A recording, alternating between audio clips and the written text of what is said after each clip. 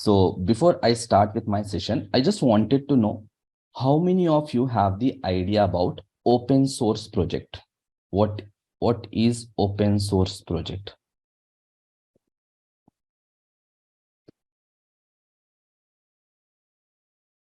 How many of you have the idea about what is open source project or what are open source projects? Okay, so how many of you have the knowledge on open source project, or did you guys heard about what are open source projects? Nice. I got pretty good answers from people. Source code is available. Nice. So any project, okay, which is open for entire world, anyone can view the source code, anyone can modify the source code, right? Anyone can use that source code, right?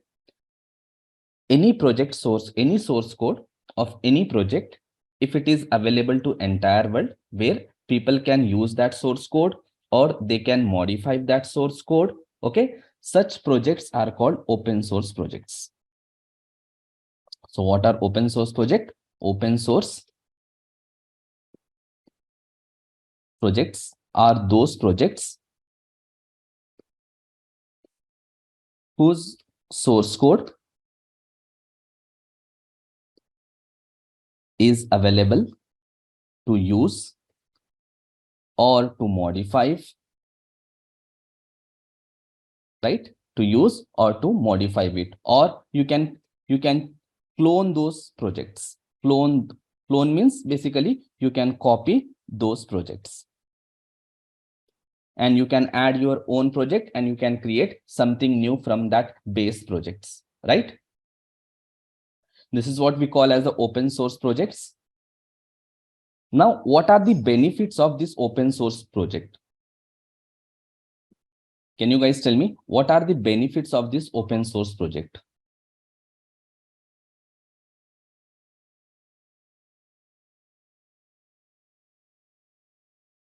Anybody? What are the benefits of this open source project?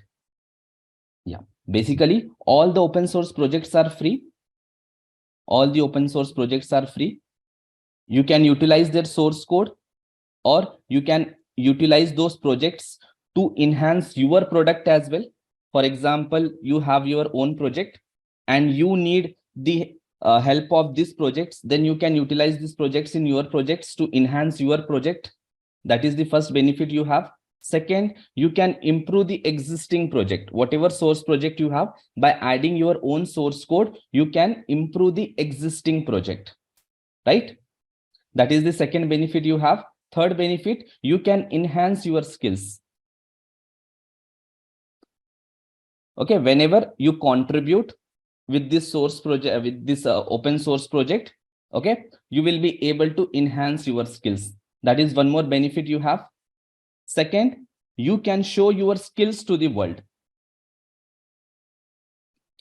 You can show your skills to the world. Basically, you will be able to market yourself. You will be able to advertise yourself. You will be able to advertise your skills to the world. Okay, that are the benefits that you are going to get with this open source projects. Am I right? So basically, open source projects are those projects which are available to entire world. Entire source code is available to you.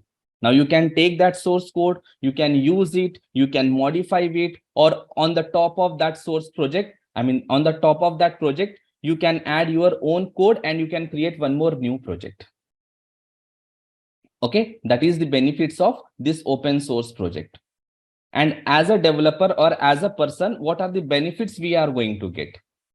The main benefit what we get is we can enhance our skills, right? That is the first thing. Second thing, you can advertise your skills to the world. You can advertise your skills to the world. That is the second benefit. Third benefit, you can improve the existing product. If you find some bug or if you find certain problem in the product, now you can write your own code and you can make that product much more better than currently you are using that product. It nothing but it will help to the world to use those projects, right? Now there should be some platform where you will be able to receive this source code, right? You should have some platform where you should be you will be able to receive this source code, and whatever changes you will do, that changes should be updated in the main project. It means you require certain platform where you can work on those projects, or where you can access those source code, where you can add your own source code, right? And you can make available your code to the world. So can you guys tell me what will be those platform, or what are those platforms where you can contribute to the open source projects? Yes, there are lot of platforms, right? Example, GitHub. GitHub is one of the platform where people will be hosting these projects, right? Where you can access that source code of that project. You can contribute yourself. We have something called Bitbucket. We have something called GitLab, right? So etc. etc. There are so many platforms. There are so many platforms where people are hosting their projects, where you can get the source code of those projects. Okay, one of the very famous platform is, you have so many guys, you have 100+ platforms. I'm just mentioning those platforms which are very, very, very popular, right? And in all these platforms, which platform is very, very famous and which is very, very popular? That is GitHub, right? GitHub is very, very popular among all these platforms. You will see a lot of developers who are using this GitHub compared to your Bitbucket, or compared to your GitLabs, all those. Okay, one of the best that you have in the market as of now. Now, anybody knows who is maintaining this GitHub? Which company is maintaining this GitHub? Yeah, it's a Microsoft, guys.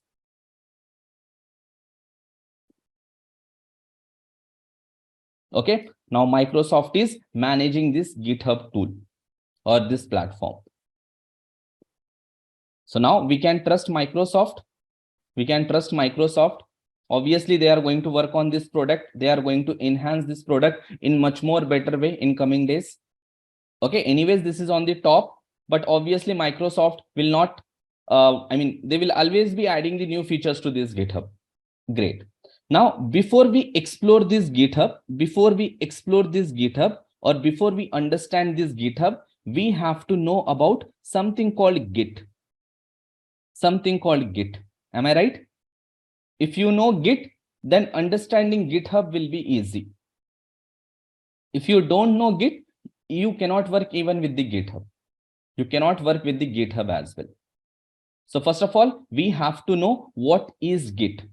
So there is a difference between Git and GitHub. I hope everybody is clear with that point. There is a difference between Git and GitHub. Okay, they both are not same. So a lot of people think that Git and GitHub are same, but they are not same. Great. I got very good, pretty answers from the people. They are able to give the answers very accurately. Okay, so can you guys tell me what is Git? What is Git?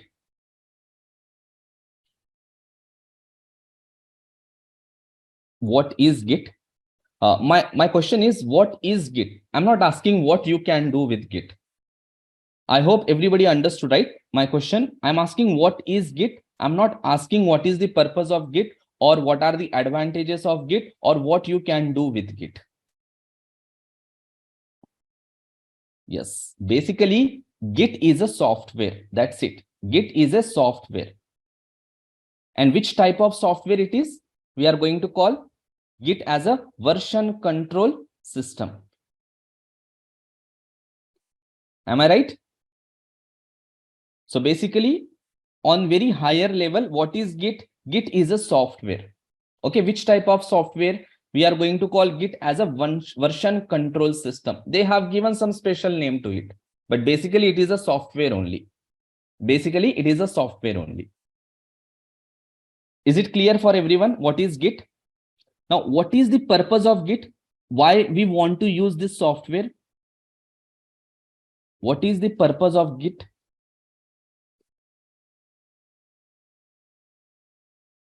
Okay. So to understand the purpose of Git, let's take one example. Let's consider you have created one file. You have created one file. Let's consider you have created one HTML file. Okay. Something called index.html. And you have written some code inside this file. Around 1000 lines of code you have written. Okay. After writing the code, you will show this code to your team lead. Just to review whatever code you have written, you will just show this code to your lead or maybe manager so that they can give some review on it. They can review your code, like basically whatever you have written as it is as per expectation or not, or do you have any bugs, something like that. For that, you are going to review your code with the lead or manager. Okay, so let's consider manager approved it. Okay, he told, okay, there are no bugs, whatever work you have done, that is great. Okay, but what manager told, okay, there is one more new requirement. Okay, you have to implement that new requirement as well. You have to implement the new requirement. Or he might have given you to add new feature in the existing your HTML file. So what you have done, you went back again, you started writing the code to implement that new requirement or new feature. Let's consider you have added more 3000 lines of code. 3000 lines of code. Okay, again the same process. Again you went to the lead. Again you have shown the new output, new feature. Let's consider it is also working as per your expectation or as per their expectations. Again, the lead or manager gave you one more new requirement. He told you to add one more new feature. Now let's consider again you went back, you have done some changes, and totally you have added some 5000 lines of code. Now tell me totally how many lines of code you have added? Finally, something around 9000 lines of code. Okay, again you went back to the lead and you have shown him the new feature. Suddenly he found some bug. Now what he told, okay, I'm finding some bug. You have to rectify this bug. But before you rectify this bug, I want to show the demo of this particular feature to my client. I want to show the demo of this particular feature to my client. But before that, you rectify this bug. Now you have written around 9000 lines of code. Suddenly you told to your manager or lead that I need nearly 2 days or 3 days of time to rectify it. But manager this client will wait for 3 days. Do you think that client will wait for 3 days to see the demo? He will not wait, right? Then you know how client will behave, right? I hope everybody knows how client will be, the behavior of client at that particular point of time. So in that case, what manager will do, what manager will tell to this developer, you do one thing, you just remove this 5000 lines of code.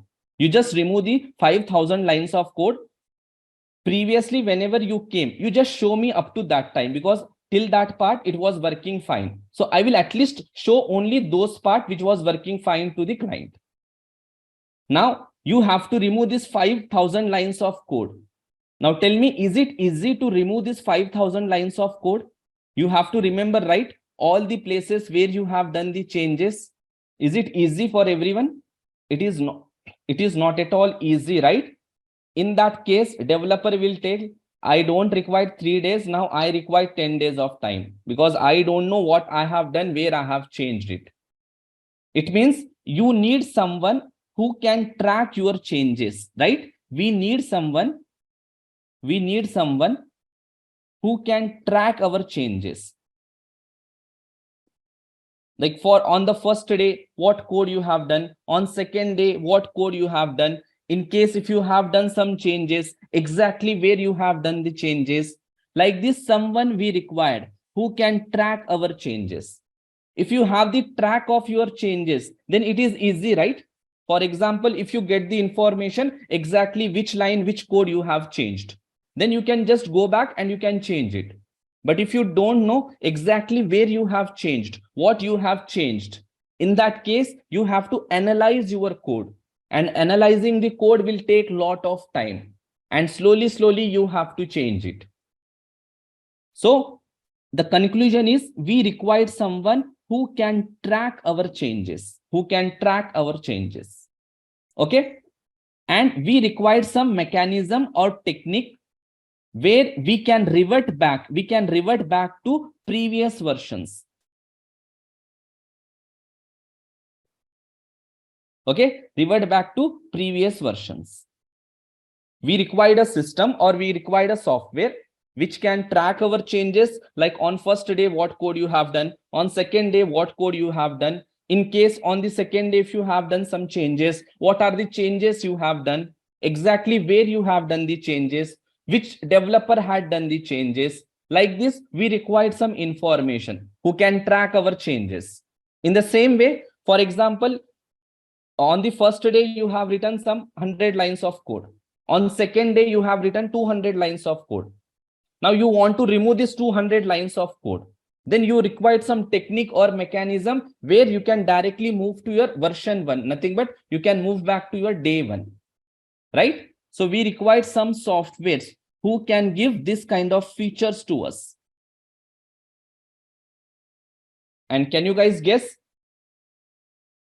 to get this kind of feature, what is that software? Which software we will use? Yeah, this is where your Git comes into picture. Okay, now Git will help you to track your changes. Whenever you modify your file, whenever you change your file, it will keep the record of all those changes. It will track your changes. Okay, now suppose if you have created some 3-4 versions of your application, it will allow you to switch from version 1 to version 2, or it will allow you to revert back from version 2 to version 1 also. Okay, so now this is where Git comes into picture. Now, whenever we are writing the source code, we require a system which can track our changes, which can allow us to revert back from one version to another version. I hope it is clear what is Git and what is the purpose of Git. This is the purpose of your Git. It will allow us to track our changes. It will allow us to switch from one version to another version of our projects.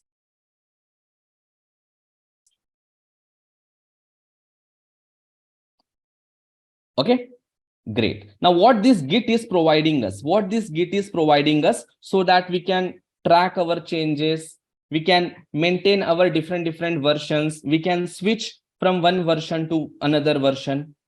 So what Git is providing us to do all this kind of operation? Anybody can guess what Git is providing us so that we can keep the track of changes, or you can switch from one version to another version?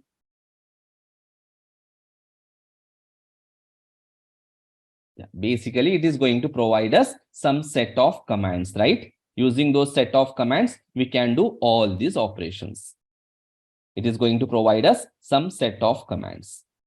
Now, using this set of commands, we are going to instruct to this Git exactly what Git need to do, whether it need to track our changes, when it has to maintain the version, all those things Git has to do. But for that, Git has to listen to our commands, exactly what we want Git to do. For that, Git is providing us some set of commands. Okay, so exactly our story has been started from here. Requirement. Okay, so we have done lot of code. First day we are doing something like we are adding some 1000 lines of code. On second day, we are adding something like 3000 lines of code. On third day, I am adding something like 5000 lines of code. Now I want to know exactly on first day, what are those 1000 lines of code that I have added. On second day, I want to know exactly what are the 3000 lines of code I have added and where I have added exactly. So all this track will be maintained by your Git. It will be maintained by your Git. Okay. So let's consider this is our version 1. Day 1, we have considered as a version 1. This as a version 2. This as a version 3. Now, whenever we get a requirement to switch or revert back from version 3 to version 1, then we should be able to do that. We should be able to do that. How we can do? Again with the Git. Again with the Git. Okay. So all these things we can do with the sum of the set of commands. With the set of commands, which will be provided by your Git. Which will be provided by your Git. Okay. Now to work with this Git, what are the steps you have to follow? First of all, we have to install Git in the system. Am I right? To work with the Git, first of all, we have to install this software.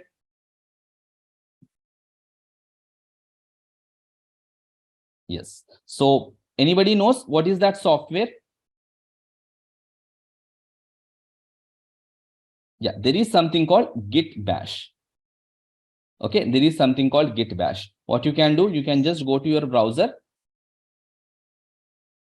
and search for something called Git Bash. Okay, Git Bash download. You will land on this particular link. Just click on this one. Okay, from here, you can just install your Git Bash. Now, Git Bash comes with Git and it gives us one terminal where we can use all those commands. Whatever Git is providing us commands, those commands we can execute on that Git Bash terminal. Okay, if you are using Mac, you can download from here. In case if you are using Windows or if you are using Linux, you can just download that executable file and then install it. Installation is very, very, very easy. The way we install other softwares. Next, finish it. Okay, so I'm not going to show you the installation because I'm expecting that everybody knows how to install a software. Okay, so depending upon your operating system, you can just install this Git Bash. Now, once the Git Bash is installed, or once the Git is installed, we want the confirmation, right? Whether Git got installed or not. So how can we get the confirmation? For that, you have to simply open the terminal. Open the terminal.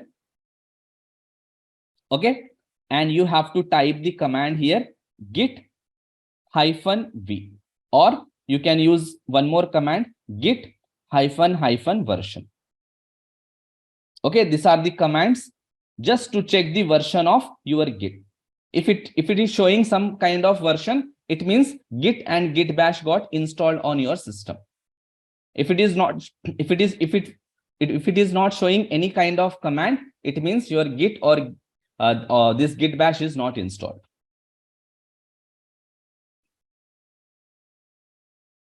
Okay, so let's come back here.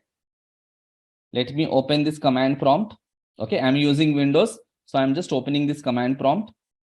Now here I just want to check whether Git is installed in my system or not. For that, you can use the command git -v. V stands for version. Click on enter. If you are able to see something like this, some version, it means Git is installed in your system. If I do something like this, if I get something like this message, if you use this command and if you get this kind of message, Git is not recognized as internal or external command, it means your Git is not installed. Git is not installed. And one more way is git -version. Okay, you can use this command or you can use this command just to check whether the Git is installed in your system or not.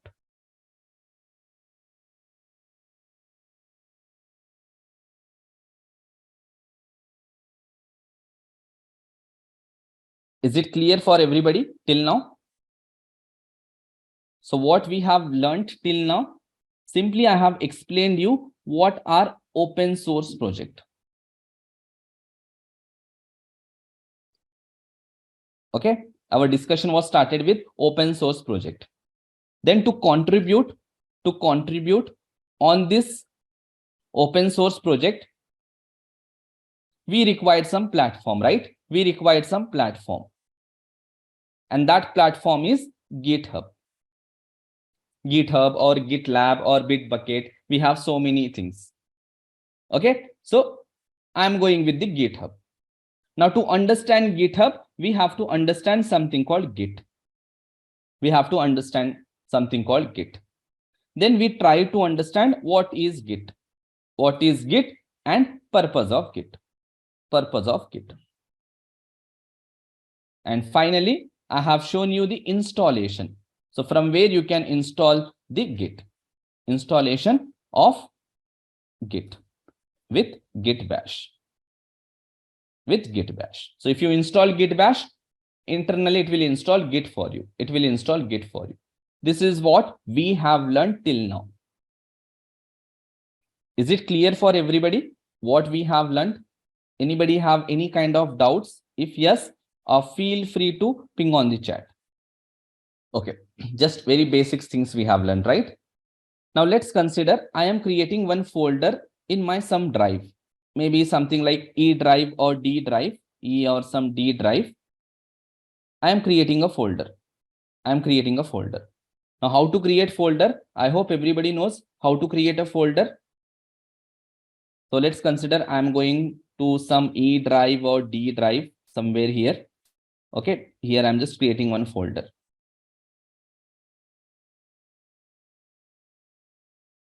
Something like Masterclass. Okay, now inside this folder, let's consider I am creating one file. I am creating here one file. Something like index.txt. Some text file I have created. So I need to create file. So let me just delete it. I want to create one file inside this folder. Now, can you guys tell me how to create the file? How to create this file inside the folder?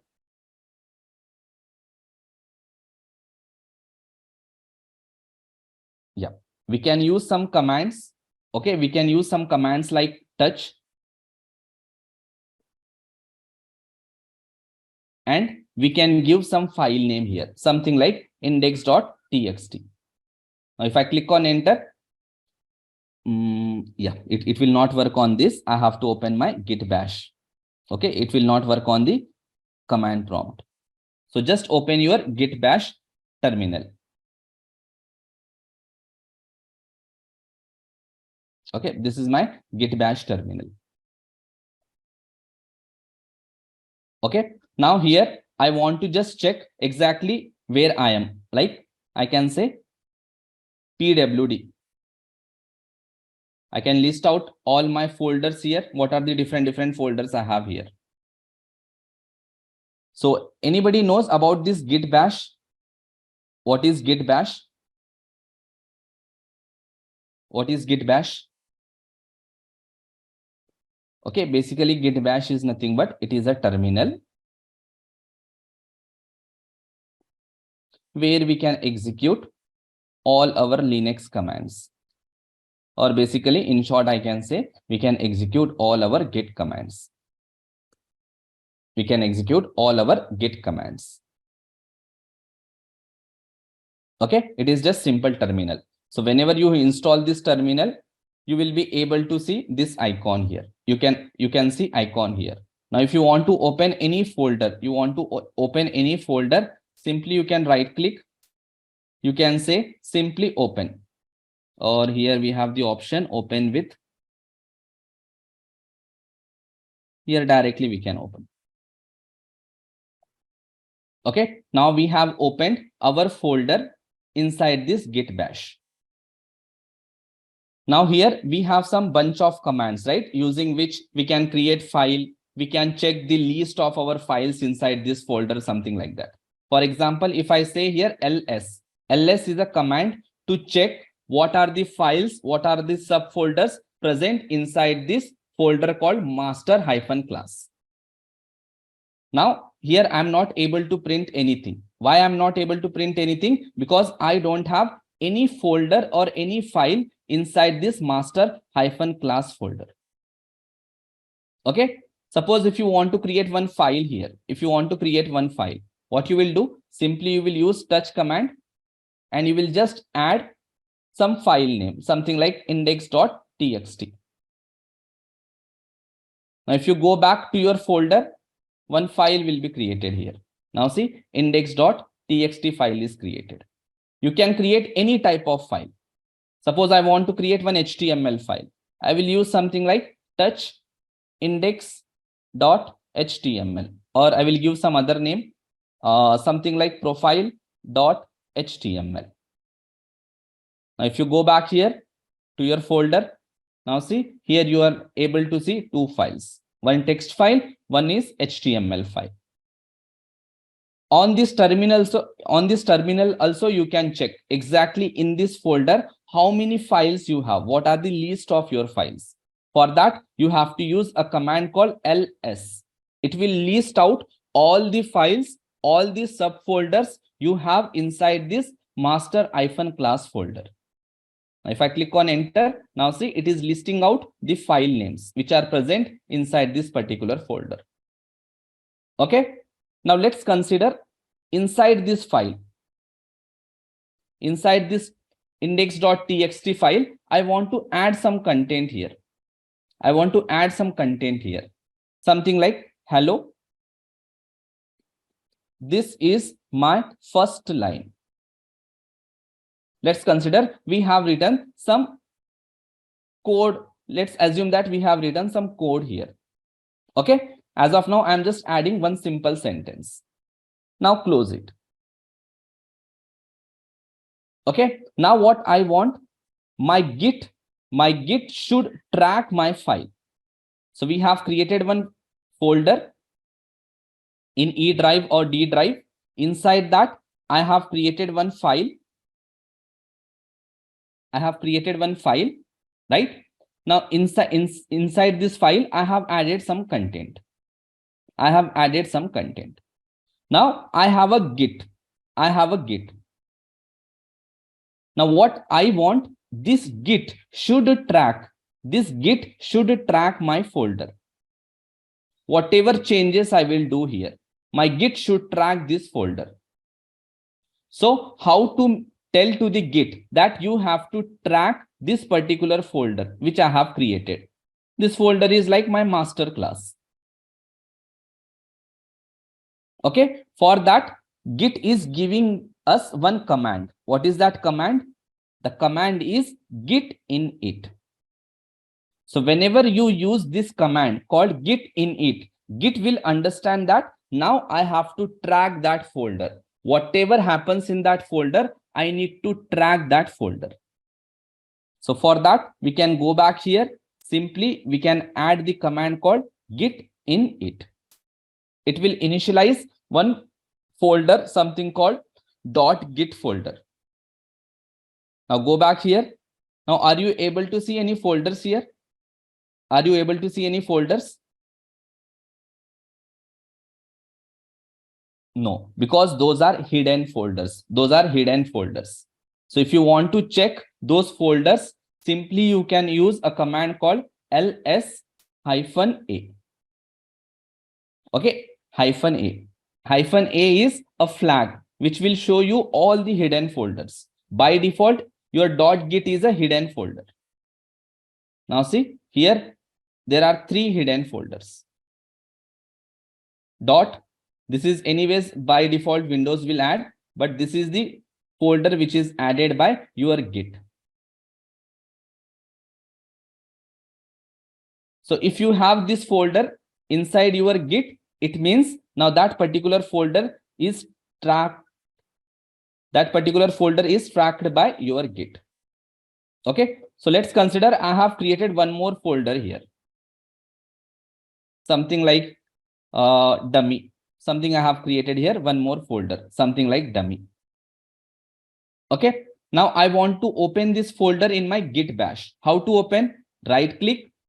Okay, you have the option called show more option in case if you are using Windows 11.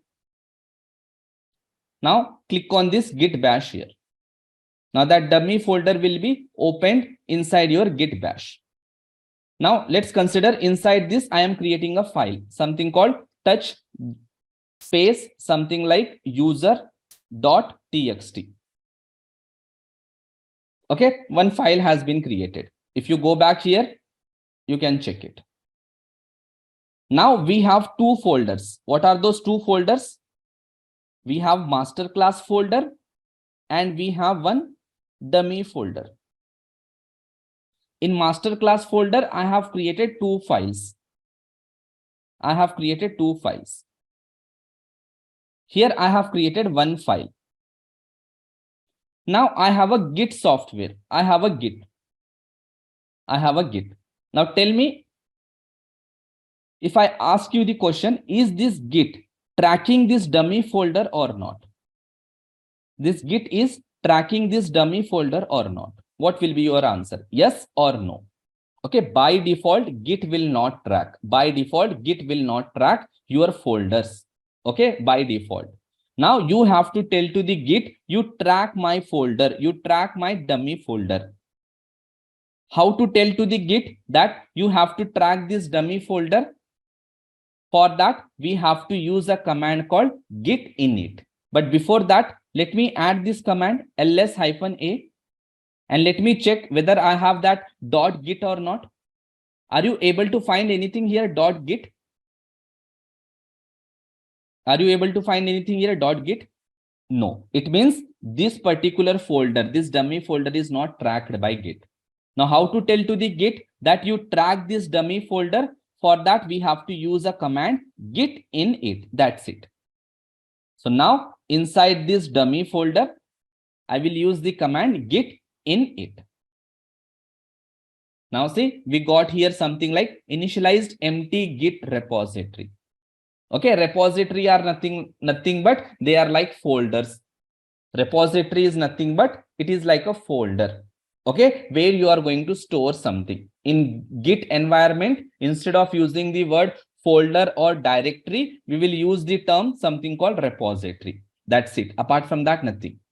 Now, if I check here, ls-a, now you should be able to find .git. Now, whenever you are finding this .git, it means this particular folder is tracked by Git.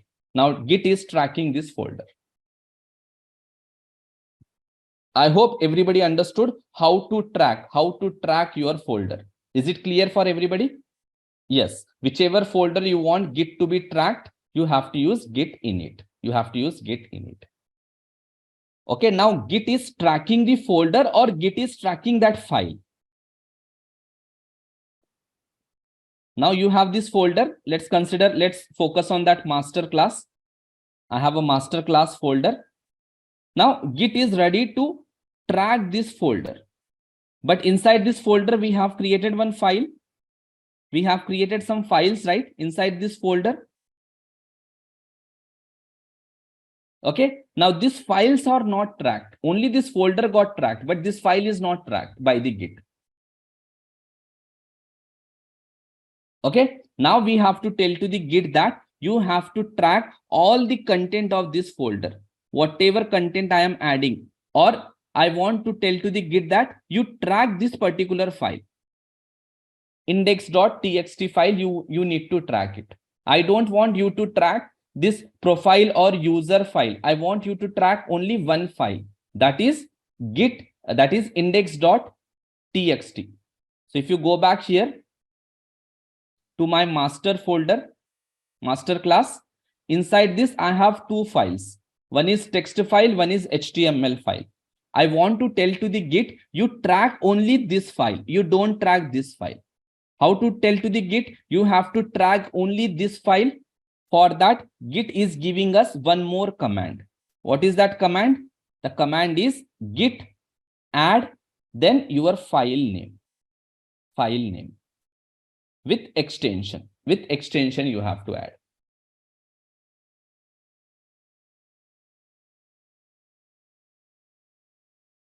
Okay.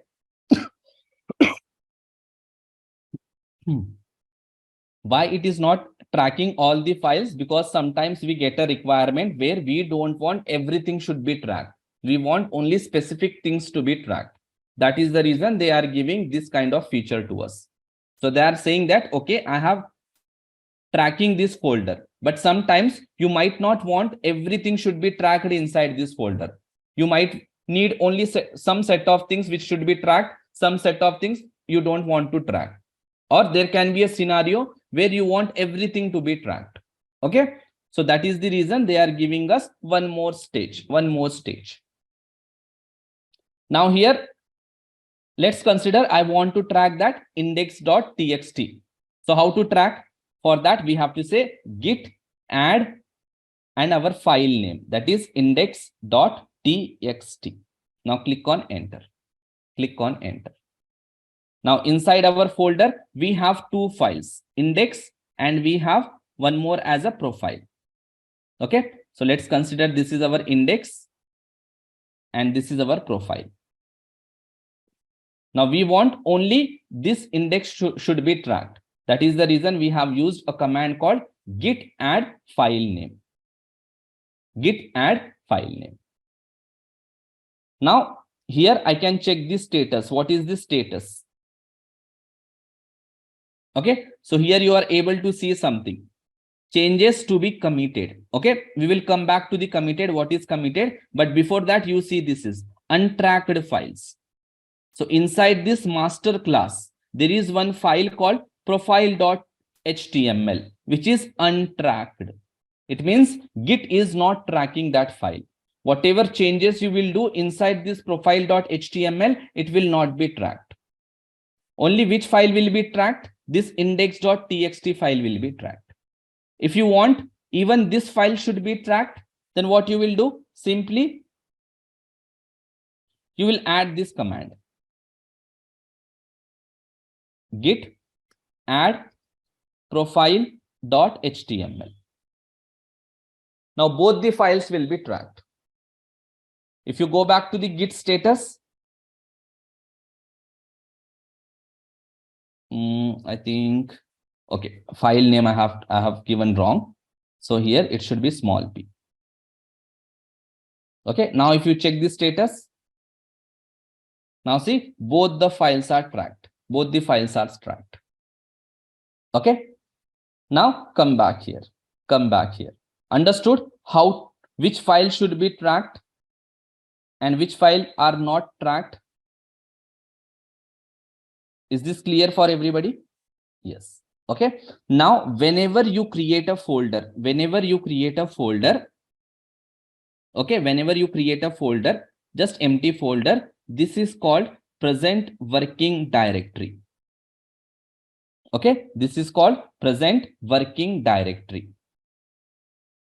If this folder is tracked by your Git, if let's consider this folder is tracked by your Git, then we are going to call this particular folder as a repository. We are going to call this as a repository. So when your folder we can call as a repository if Git is tracking your folder, if Git is tracking the folder. Okay.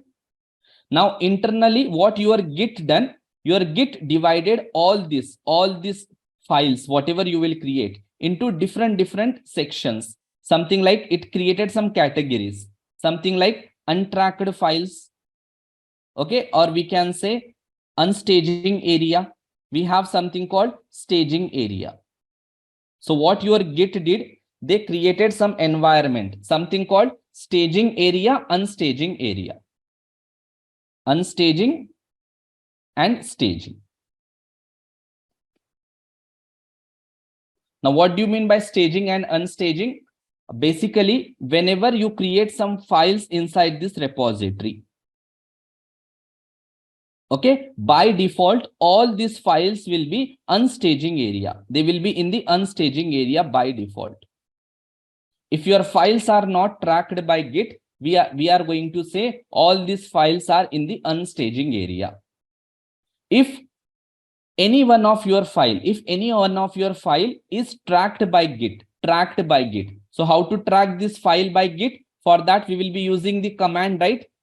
Git add dot, right? Or git add file name. This is the command we have used. So if you use this command, it means that particular file will be tracked by Git. So whenever Git is tracking that file, internally what your Git will do, it will move your file to the staging area. It will move to the something called staging area. So if your files are in the staging area, it means your file is tracked by Git. If someone say your file is in unstaging area, it means your file are not tracked by Git. That is the simple conventions we have. So internally, Git is just maintaining some category, something called unstaging, something called staging. If any file are not tracked by Git, by default, they are said to be in the unstaging area. If you want any specific file or all the files to be tracked, then all those files are moved to the staging area. So in staging area, if you have some files, it means those files are tracked by your Git. Those files are tracked by Git. Okay, understood what is staging and unstaging?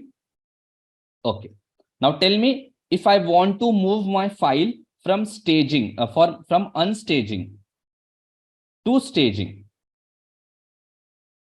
I want to move my file from unstaging to staging. So which command I have to use? Which command I have to use? If I want to move my files from unstaging area to the staging area, which command I have to use?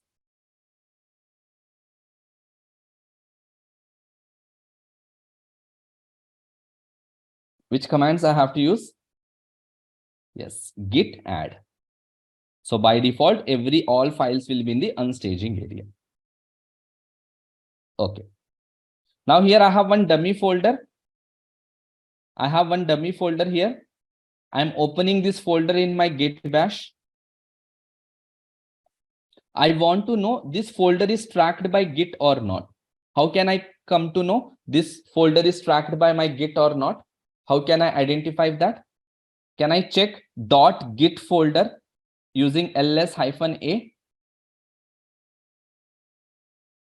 Yes. If I'm able to find this .git, it means it is tracked by, this particular folder is tracked by Git. Okay. Now inside this folder, I want to check what are different files present. For example, there is a file called user.txt. I want to know this user.txt is in which area. It is in staging area or unstaging area. How to check that? I want to know that user.txt is in staging area or unstaging area. We can use git status. Now it is showing me in red color. So what is the meaning of that? It is in which area? Yeah, it is in unstaging. Unstaging means your files are not tracked by Git. If I want to move to the staging, what I need to do? Yes, git add user.txt. That's it. Okay. Now, if you check status, here you will be finding something in the green color. It means it is tracked. Now this file is tracked by Git. Now, if you want to move back to unstaging area, if you want to move back to the unstaging area, then this is the command we have to use. Okay, git rm space -- catched and your file name with extension. It will move to again unstaging area. Okay. Yeah. Now Git is tracking our files. Now Git is tracking our files. Now whatever content I have added in the file, I want to save that content. I want to save that content. So what I did, I simply created one file. I added some content. Now what I want Git to save this content as a version 1. I want Git should save this content as a version 1. It should create as a version 1 or as a copy of this content. So how to make the version 1 for this particular content? For that, what we need to do, whatever content we have added, right, in our file, that we have to save. Nothing but we have to commit. If you commit your file, now if you commit your file, then it will create one version based on whatever content you have. Whatever content you have, it will create one version based on that content. Now, how to commit? For that, simply Git gave us one command called git commit -m and give some message. Why you want the copy of this particular content, or why you want the one version for this particular content. That message you can give here. Whatever message you want, you can give here. Nothing but you have to save your content.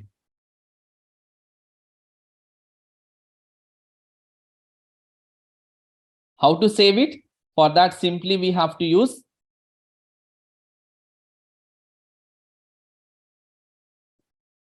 git commit -m and some message, something like version 1 is created.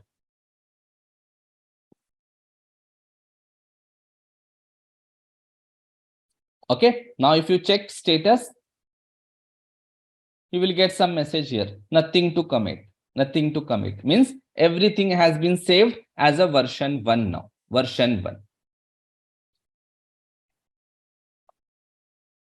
Understood how to save your content now? How to create version 1 of your file? Yeah. Now let's come back and let's consider I have done some more changes in that file. Let's consider I have done some changes here. Suppose I am adding something like this. Hi, this is second line. This is second line.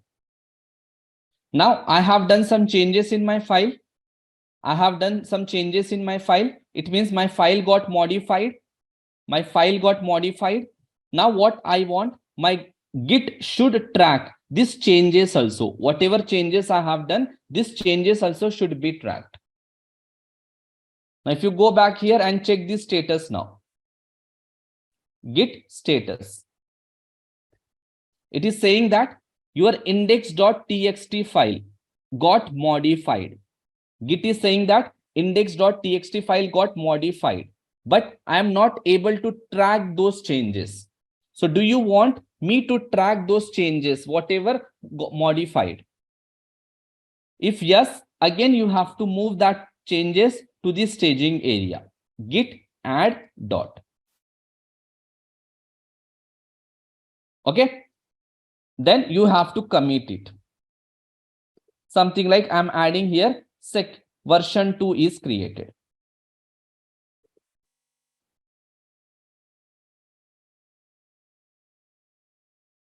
Now same,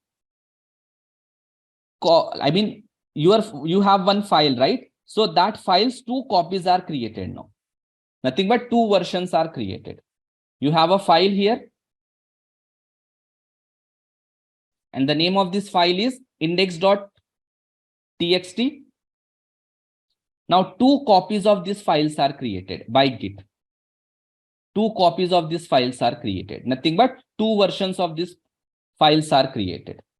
In first version, you will have only one line.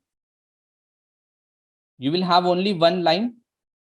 In second version, you will have 2 lines. You will have 2 lines. So what your Git is doing now, Git is maintaining 2 copies of your file as a 2 versions. Version 1, version 2. Okay. Now you want to check exactly how many versions are created or how many copies are created.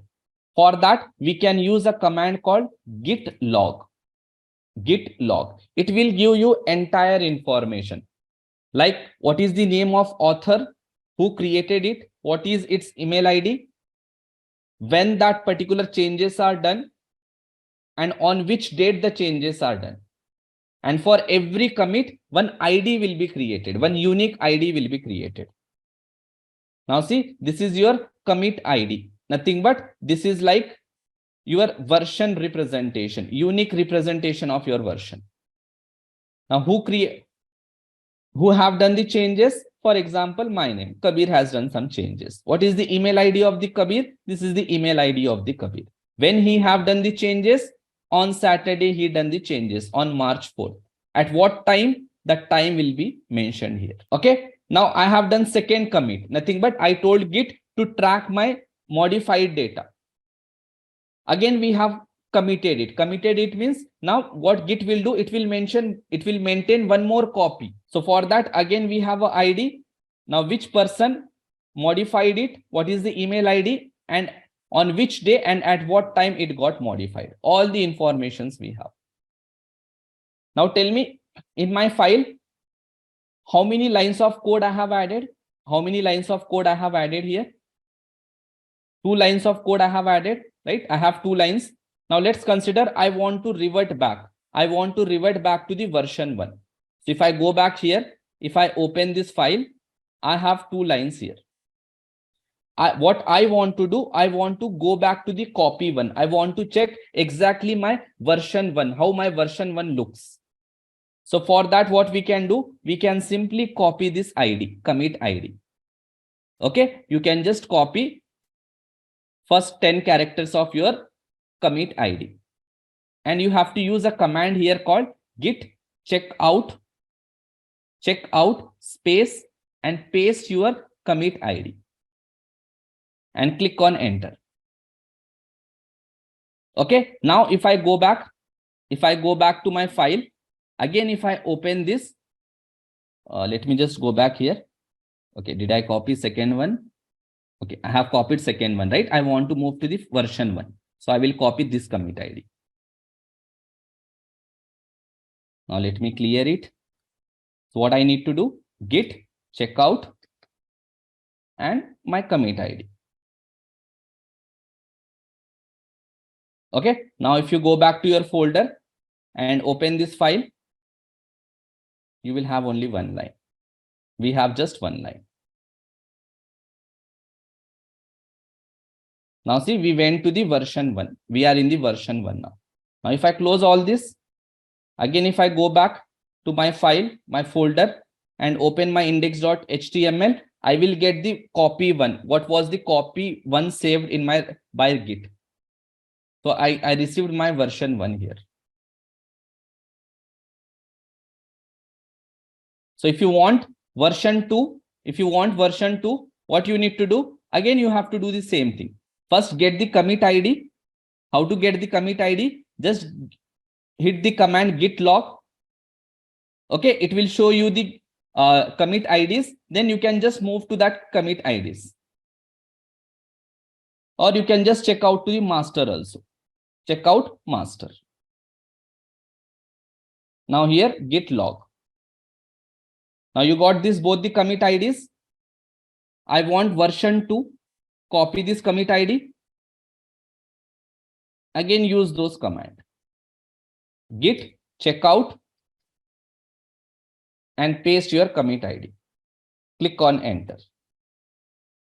Okay, now again, if you go back to your file and open it, you will find 2 lines. Now see, you are able to find 2 lines. Now you are able to switch from version 1 to version 2, version 2 to version 1.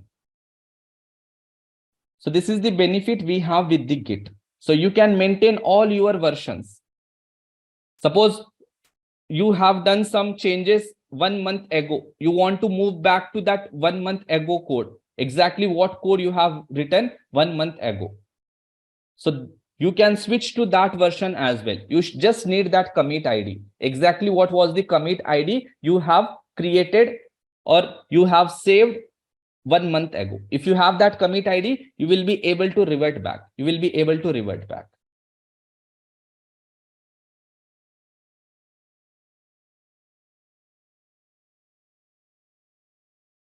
Okay. So let me explain you what I have done here.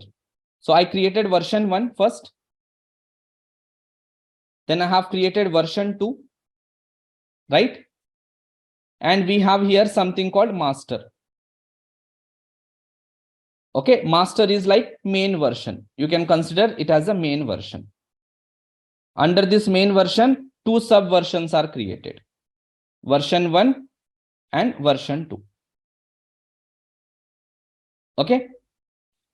Now in version 1, how many lines of code we had? Only one line of code we had. In version 2, we have only 2. So by default, you are in the main version. So now you want to check how many versions you have created here. How many versions you have created. For that, simply you have to use a command called git log. It will show you all the versions. What are the different versions you have created with the commit ID. If you want to switch to any version, version 1 or version 2, for that, we have to use a command called git checkout. Okay. And here ID, commit ID. We are going to call this as a commit ID. This is what we are going to do. Git checkout commit ID. Now it will show you that particular version. Understood the flow?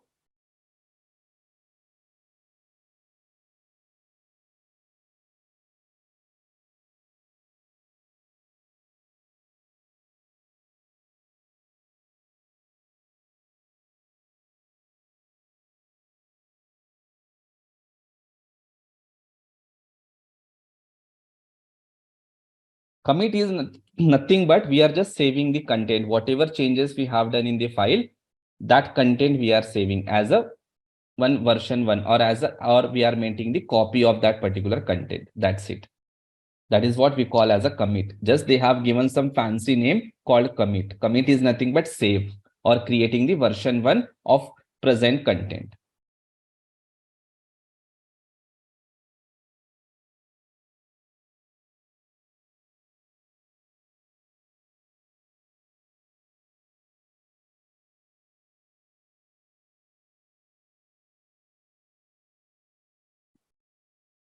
Okay, so what are the comments? These commands we have learned till now: git init, git add,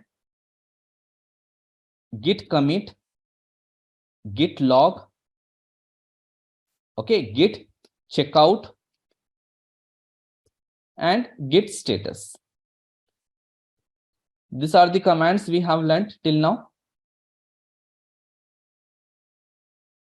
I hope everybody knows the purpose of these commands. What is the purpose of git init? What is the purpose of git add? What is the purpose of git log? What is the purpose of git checkout?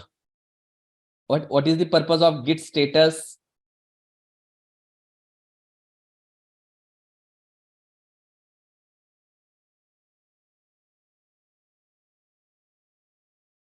Okay, so first, see, there are three things, guys. First, we created folder.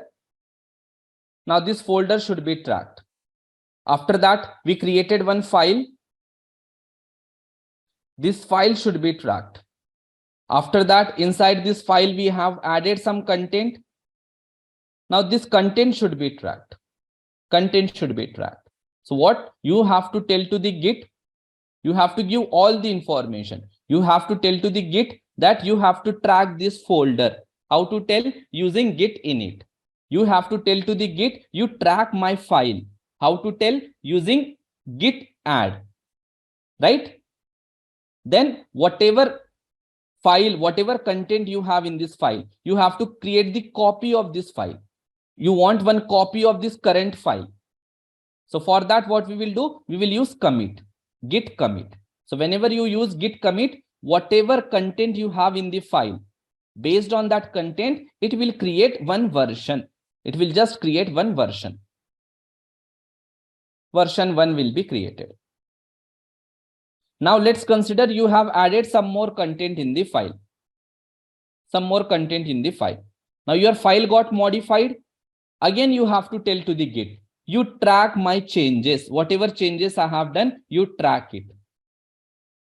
Now, once it track all your changes, now we have to tell to the Git, you maintain one more version, version 2 for this current content. Current content means I have 4 lines. So how to tell to the Git? Now you maintain one copy or one version for this current content. For that, you have to commit. You have to commit. Whenever you commit, it will maintain version 2.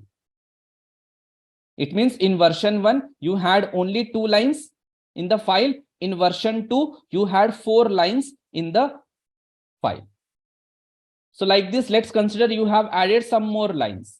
Again, you want to maintain the copy of that current content of the file. Again, you have to add, you have to commit. You have to add, you have to commit. Then version 3 will be maintained. Version 3 will be maintained. Now you can switch from version 1 to version 2, or from version 2 to version 3, or from version 3 to version 1. You can switch using git checkout. So basically you are maintaining the versions. Okay, this is version 1, version 2, version 3. Whenever I want to switch, I can switch it. Now how you are able to switch? Because the track, your Git is maintaining the track of all your changes. It is maintaining all your versions. That is the reason you are able to switch from one version to another version.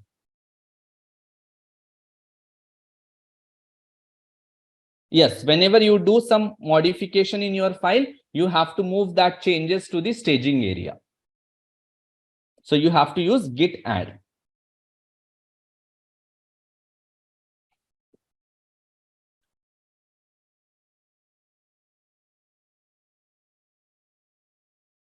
Yeah, anybody, any doubts?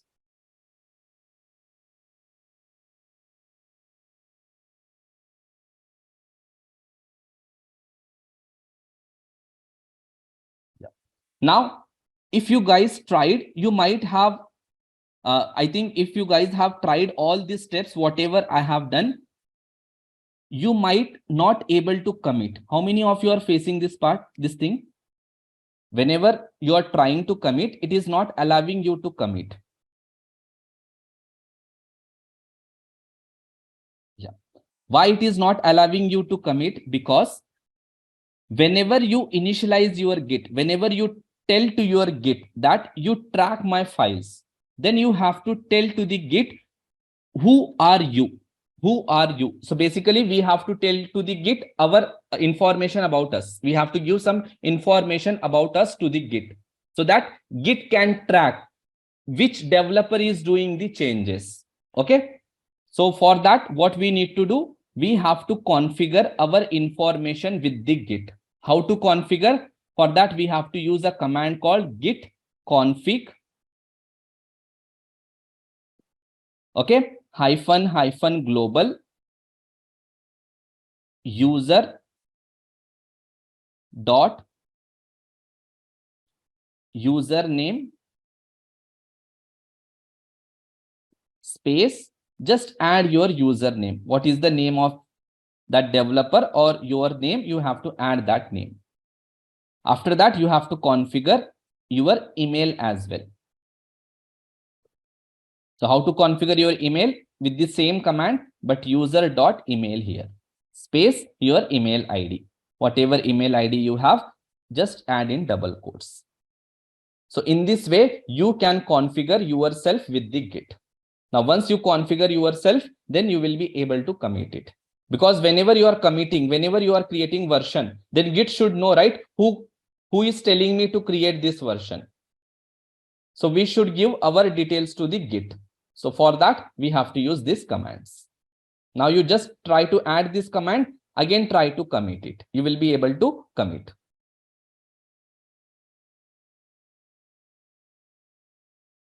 No need to have GitHub account, guys. No need to have GitHub account. We are just learning about Git. Okay. Yeah, just you have to configure nothing, but you have to tell to the Git, who are you? You have to give just your name and email ID to the Git, so that Git can know who is telling me to keep different versions of present file.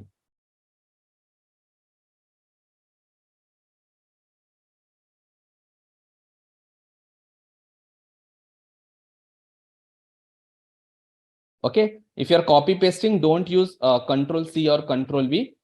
Simply select that and click right click, then you will get the option copy, then copy. If you want to paste, just right click, you will get paste option, then paste. If you try to use the commands like Control C or Control V, it will not work.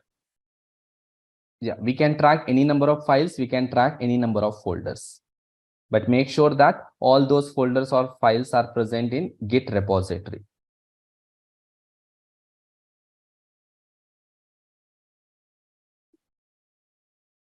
Okay, so all those should present in one Git repository. You have to create Git repository, and inside that you can maintain 2 different folders. Then Git will be able to track both the folders. Now in one folder, you can create any number of files. Any number of files. Now, if you want every file should be tracked, then you can track all the files. If you want specific files to be tracked, you can make sure that only specific files will be tracked. I hope everybody knows how to create Git repository, right? Creating Git repository is nothing but using that command, git init. Whenever you use this command, git init, your folder, normal folder, will be converted into Git repository.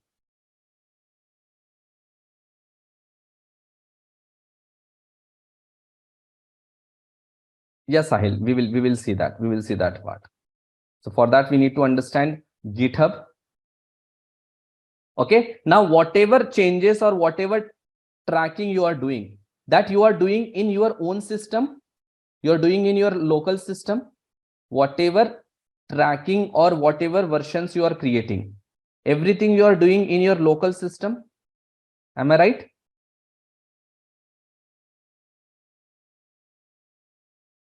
Repository means folder. Repository is nothing but folder.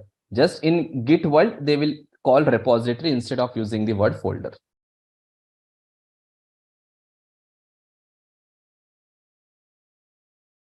Okay. So in short, people will call repos. Okay. Don't get confused with the fancy words like repos, all that. Repositories are nothing but folders or directory. In our Windows, we will use the term folder. In your Linux or Mac, you will use the term directory. When it comes to Git, we will use the term repository. So what is folder? Collection of some files or subfolders. What is repository? Collection of files or folders which are tracked by Git. Okay. Yeah. Now everything you are maintaining in the local repository, you have created one file here. Some file you have created. Now let's consider this file you want to share with your friend. Whatever file you have created, that file you want to share with your friend, or you want to share with your developer. Okay, another developer you want to share. So how will you be able to share? You have created one file, you have written some content here. Now this content or this file you want to share with other developers. Maybe those other developers are present somewhere in the world, some other part of the world. Maybe you are in India, your other developers are in US, or maybe in the UK. Now, how will you share this particular file or folder with them? So there is one way. You can go to their place and you can give them your file, or else they have to come to your place and they have to give your file. Am I right? This approach we can follow. Now you just need to move from India to UK. That's it. Just you have to take the flight and you have to move and you have to give your file to them. Or else they have to come from UK to India. Even if you do one file change, or if you just change one line, you have to go with this process. So are you guys ready to go with this process? We are not ready, right? So this is where GitHub comes into picture. Okay, this is where GitHub comes into picture. Now, what is GitHub? GitHub is a platform where we can host our repositories. Whatever repository you have created, okay, whatever folder is tracked by Git, those repositories can be hosted on internet. Repositories can be hosted on internet. Okay. Now, once your repositories are on internet, then anyone can take your repositories. Now every repositories contains some files, right? They can just take your files. And if they want to do some changes, they will do some changes. Again, they will upload. Again, they will push those changes to the internet. Okay. If something is on internet, then anyone can access, right? That is the concept. So what is GitHub? GitHub is a platform where we can host our repositories. What is GitHub? GitHub is a platform where we can host our repositories. In simple English, I can say, instead of word host, I can say I can store. GitHub is a platform where we can store our repositories. Repositories are nothing but folders which are tracked by Git. Okay, don't get confused with repository or folder. Repositories are nothing but folders, but the folders which are tracked by Git. That is what we are going to call as a repositories. Now, all these repositories you can store. Where? On the GitHub platform. Now, once your repositories are on GitHub, now anyone can take your repositories. Anyone can use your repositories. Okay. So using GitHub, now we can share repositories, or we can share certain files, or we can share certain set of files also. So this is how GitHub comes into picture. Now, in lot of interviews, they will ask, right? What is the difference between Git and GitHub? What is Git? Git is version control system. It is a version control system. It is one software. What is GitHub? It is a platform. It is a platform where we can keep all our repositories. Now, how to create these repositories? These repositories we can create inside the version control system. So we will create all the repositories in version control system, and those repositories we can host on our GitHub. And GitHub provide us one more feature. They will help us to create repositories on the platform also. Using GitHub, we can create repositories directly there also. Okay, we can create repositories using Git, or we can create using GitHub also. So they are providing that additional feature to us. But main purpose of GitHub is to host the repositories. Yeah. Now, to work with GitHub, we have to create the account on GitHub.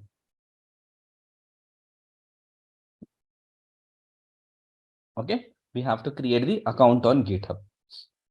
How to create the account on GitHub? It is very easy. Just go to that github.com, visit the website github.com.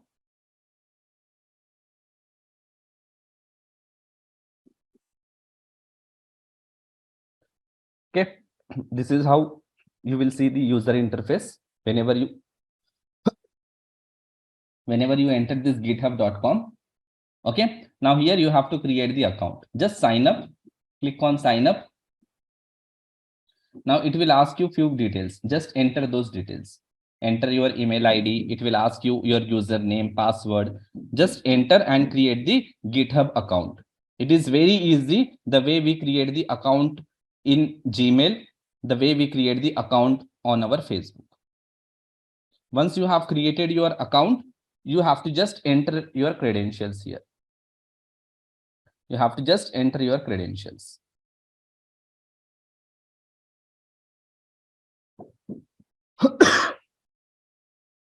Now, once you enter your credential, this is what the user interface you will see. This is how the user interface you will see. So what you need to do? Simply you have to create the account. That's it. Okay. You have to create the account. That is the first step. After creating the account, you have to sign in. Now creating the account on GitHub is very, very easy. The way we create accounts on Gmail, the way we create accounts on Facebook.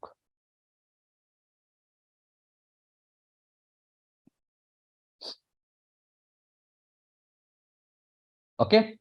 Now, once you have created account, once you sign in, you will be landing on this page. This is the page you will be landing. Here you will find one button. So using this button, you can create one repository on GitHub only. You can create one repository on GitHub only. So how to create repository? Just click on this button. Give some name for your repository. Repository is nothing but folder, right? Which is tracked by Git. I'm giving here something called Masterclass. Something. Okay.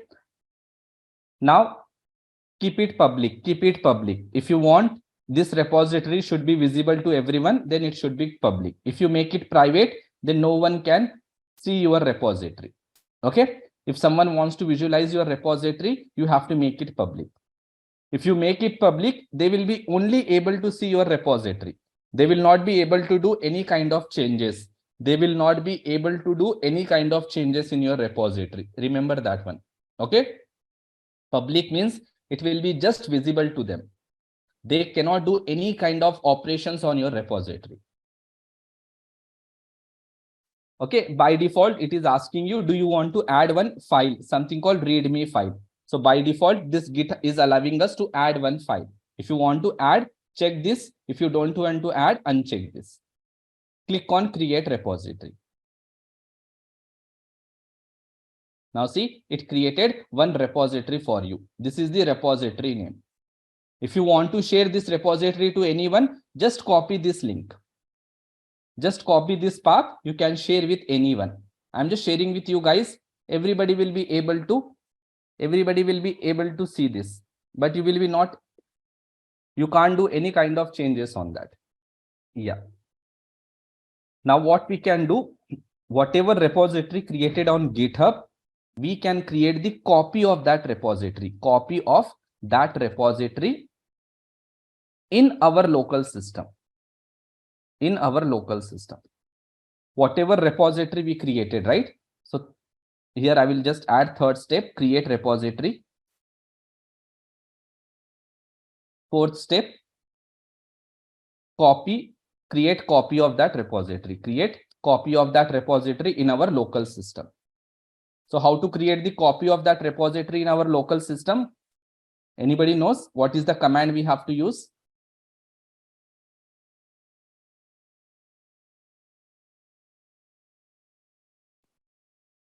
So we have to use a command called git clone space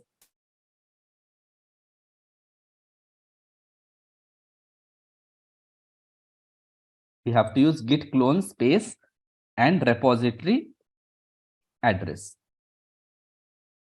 We have to provide here repository address, nothing but repo path, I can say. Now from where we can get this repo path? This repo path we can get from here. This is my repository. Here you will have something called code. Just click on that code. Copy this link. So this is the path. This is the path of your repository. Just click on this.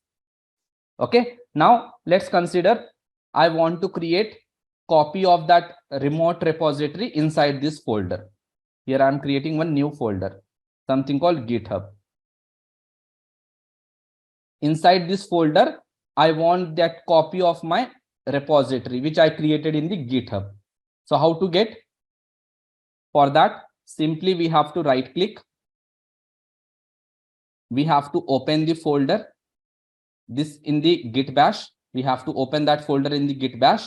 We have to use a command git clone space and paste that path. Click on enter.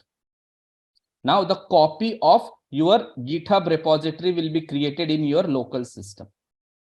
Now see, Masterclass. This is what we have created the repository. Now what is repository? Repository is nothing but folder. This is what I have said. Just one folder is created. Inside that we have one readme.file. Readme.file. Now suppose I want to add here one file. I want to just add one file. How to add the file? So I'm just adding here some file, creating a file, touch something like demo.txt.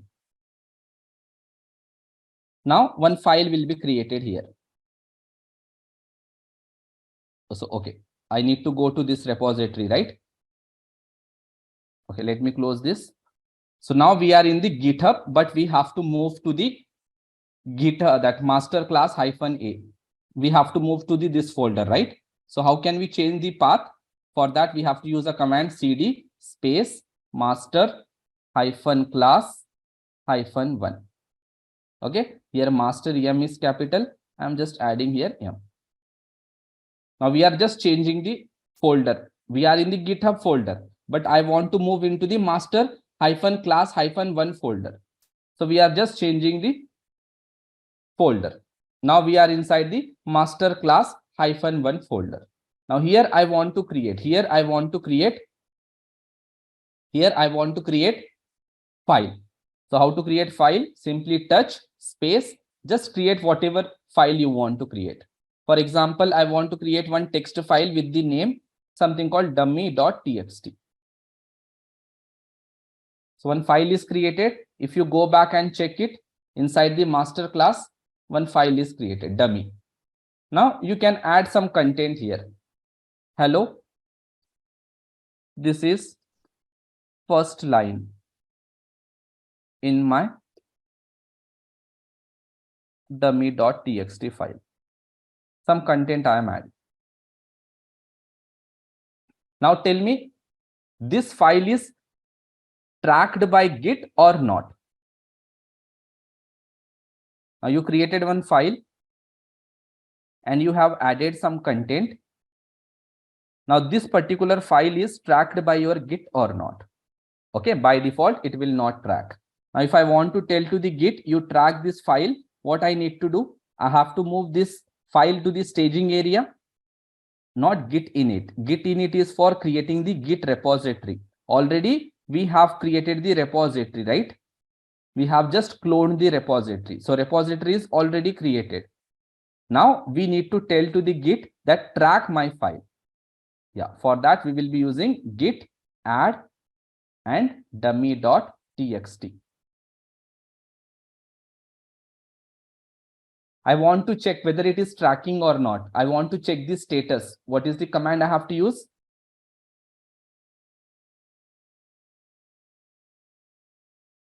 Git status.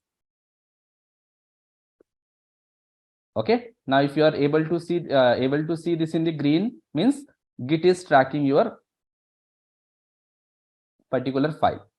Now what we need to do, I want to create the copy of current file. Whatever file I have here, whatever content I have, based on this content, I want to maintain one copy. How to maintain one copy? How to save this content now? What I need to do?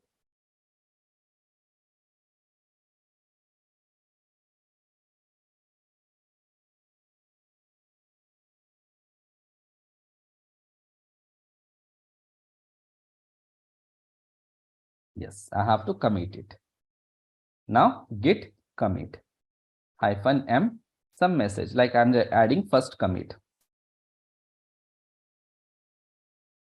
Now one copy is created. Now this copy is created on your GitHub or this copy is created in your local repository. This copy is created on GitHub or it is created in your local system basically.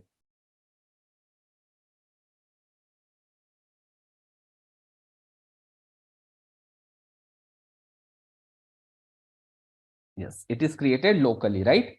Now I want to move whatever file I have created, right? Dummy.txt. This file I want to move to my remote repository, nothing but I want to move it to my GitHub. How to move?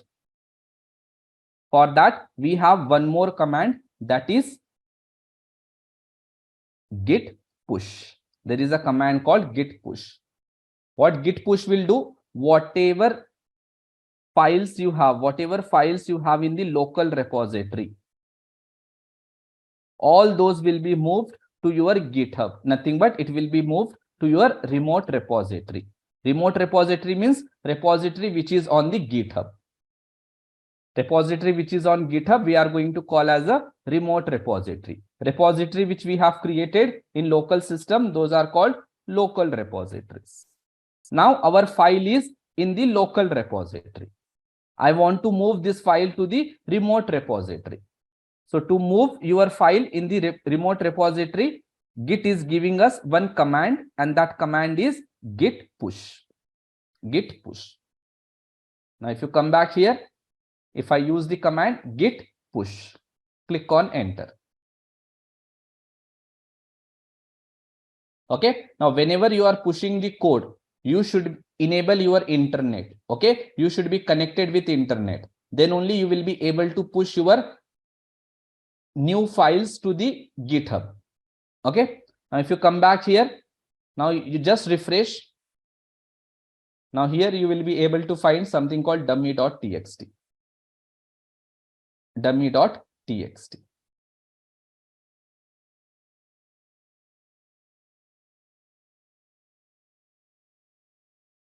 Yeah. Now understood how to push your code to GitHub? How to push your code to GitHub? Is it clear for everybody? So for that, simply we have to use a command git push. That's it. Whatever files you have created in local repository, you can push to the GitHub.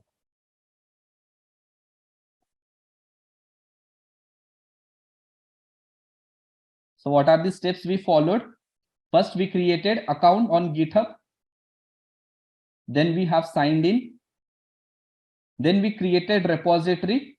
So this repository where we have created, this repository we have created in local system or we have created on GitHub.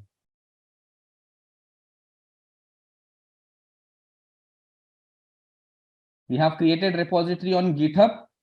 Then same repository copy I want in my local system. So how to create the copy of your repository? Using git clone. So it will create the copy of your remote repository in the local system. Nothing but local repository will be created. Now inside this local repository, you have added some file, you have added some content, and you committed it. Nothing but you have maintained the version of your file. Now this version you want to update in your remote repository. Nothing but this file you want to move to the GitHub. How to move this file to the GitHub? For that, we have used the command git push. We have used the command git push.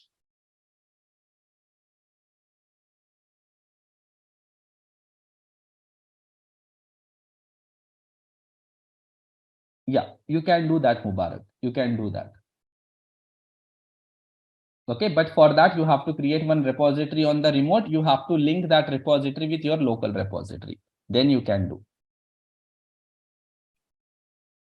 Okay. Yeah. So there is so many things, guys, to learn the GitHub. There are so many things to learn. I cannot explain entire GitHub in 2 hours, right? So I'm just trying to explain some basics things to you.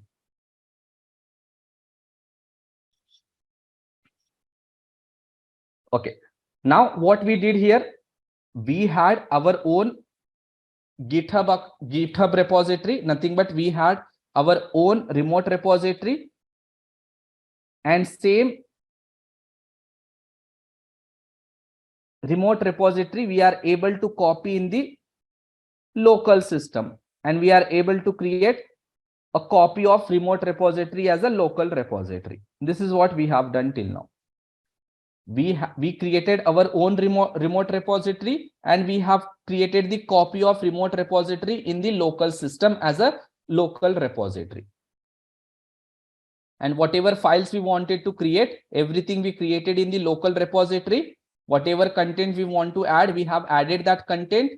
Then this file we have pushed to this remote repository. We have pushed to this remote repository. This is what I have done till now. Now let's assume let's assume there are two developers. There is a developer 1, there is a developer 2. Okay. Now developer 1 created one remote repository. He created one remote repository on his account, on his GitHub. Now as a developer 2, I want the copy of this repository here. Developer 2 wants the copy of developer 1 repository. How to do this? Anybody knows how to do this? There are two developers, developer 1 and developer 2. Let's consider developer 1 created one repository on his GitHub account. Now this developer 2 want the copy of developer 1 repo. He wants the copy of developer 1 repo. So how to do that? For this, we will be using something called fork. We will be using something called fork. Now, what is fork? Fork will help us to create the copy of some other developer repository in our account. Nothing but it will just give us the copy of other developer repository. So here I will open two accounts. I will open just two accounts.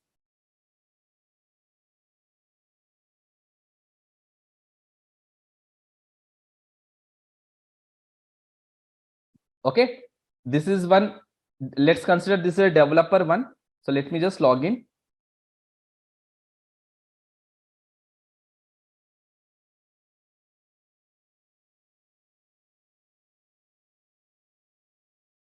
Okay, this is the developer 1. I will open one more account on other browser.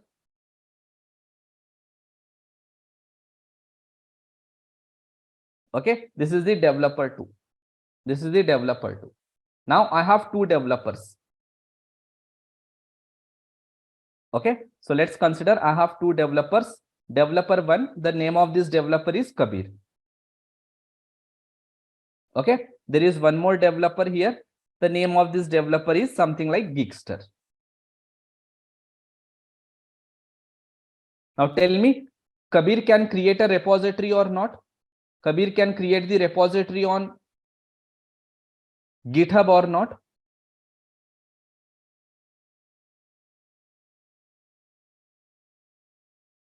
Right? So I will go back to that Kabir.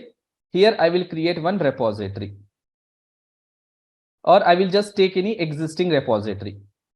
So let's consider I have one existing repository here.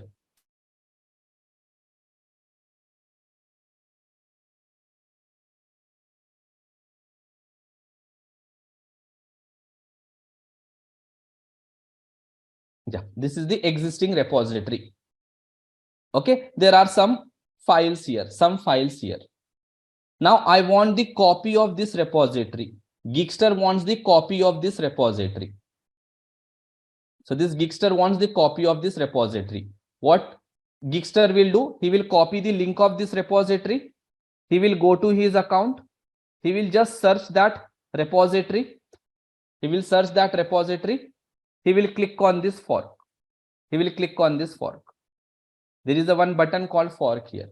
He will just click on the fork. If he click on the fork, he will be able to get that repository in his account. In his account, he will be able to get that repository. So for that, simply he need to click on this fork. Now it is asking, create a new fork. What is fork? Fork is a copy of repository. That's it. Okay, it will allow you to copy another developer repository. It will just create the copy. Remember, it will create the copy. Now, if I say create fork here, now it is creating the copy of Kabir's repository. Now, Geekster is able to create copy of Kabir's repository. Now, see, if I go back to here, if I check my repositories, now I have two repositories here.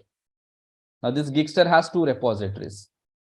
Geekster FSR, which we have just created now. Now, this repository belongs to Kabir Sagar. It belongs to Kabir. But Who is able to create the copy of that repository? That is Geekster. That is Geekster. Now what this Geekster can do? He can open this repository. Now all these files are created by Kabir. All these files are created by Kabir. Let's consider Geekster wants to change some file here. Any file he want to change. For example, let's consider this is README. Let me open this README. I want to do some changes here. I want to add some content here. Now basically this repository belongs to Kabir, but Geekster wants to add something here. So here he can click on edit. He can add some content here. Only in the Geekster's that local copied repository.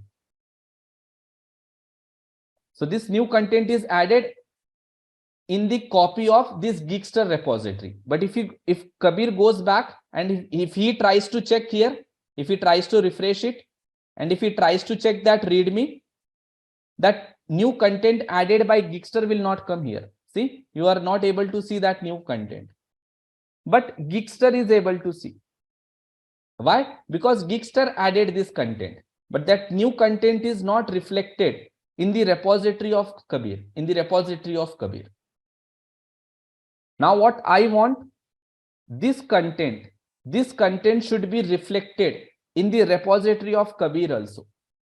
So for that, Kabir should give the permissions to this Geekster. So what this Geekster can do, it can request to the Kabir, okay, I have done some changes in your repository.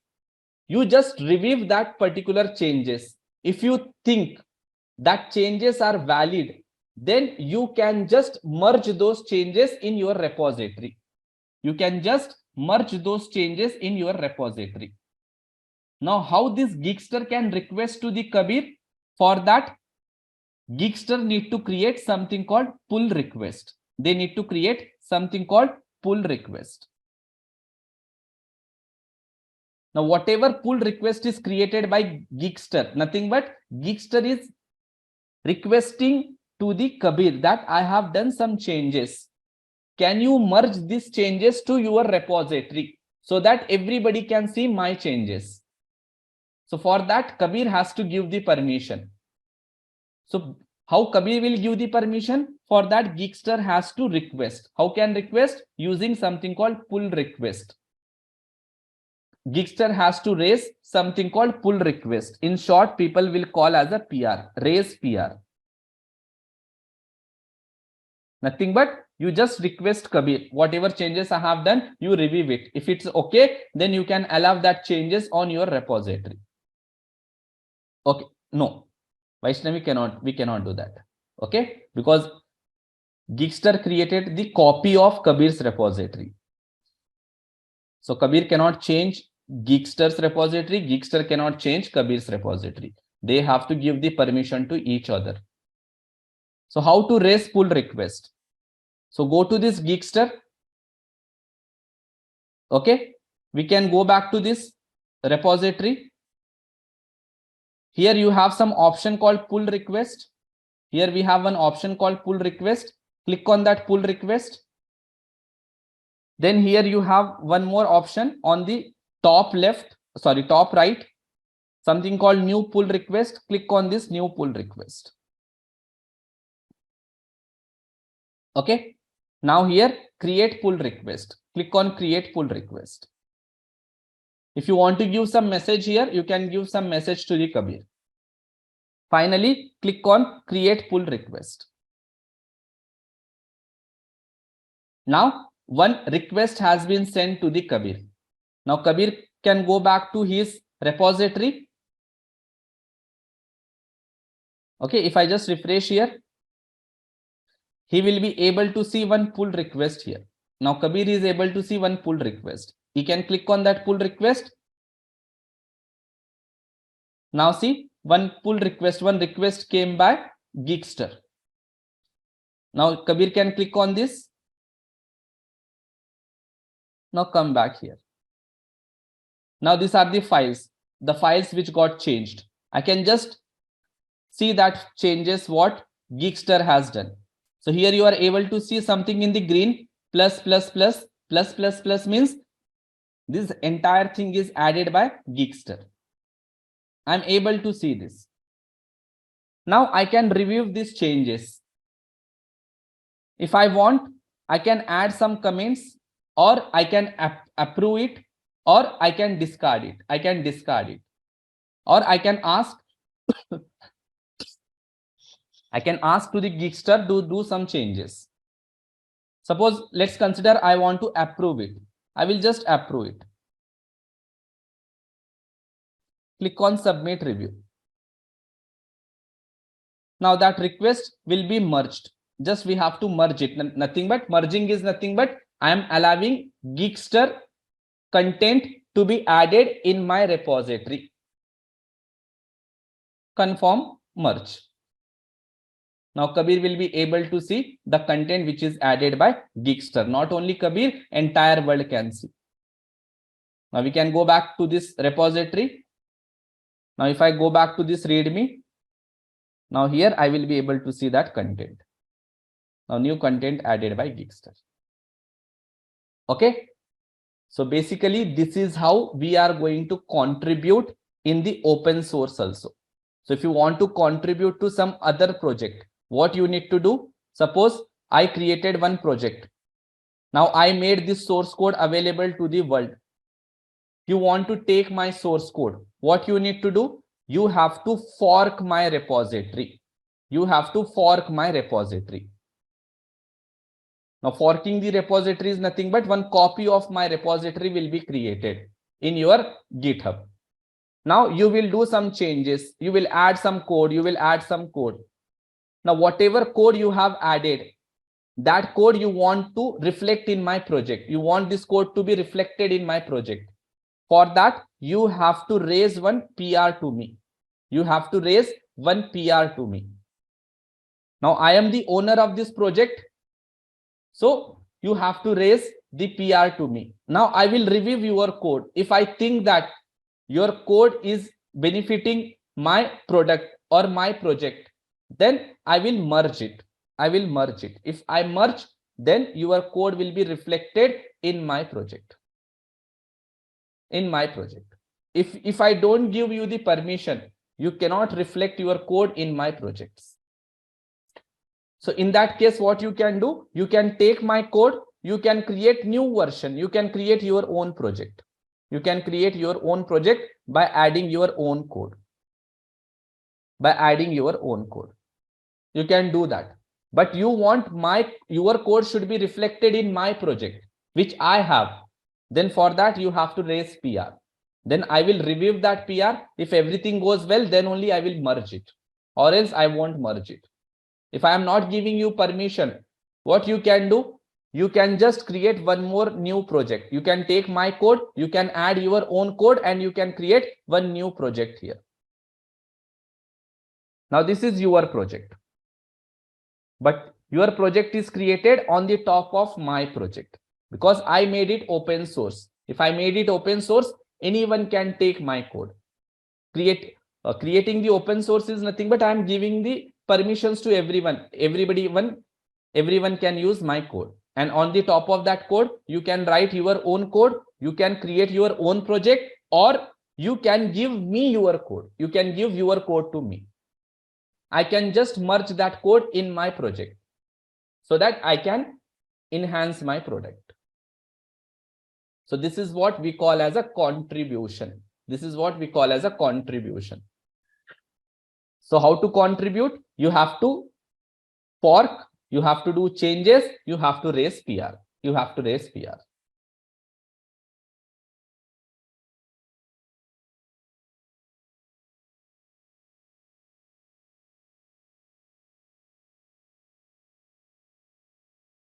Yeah.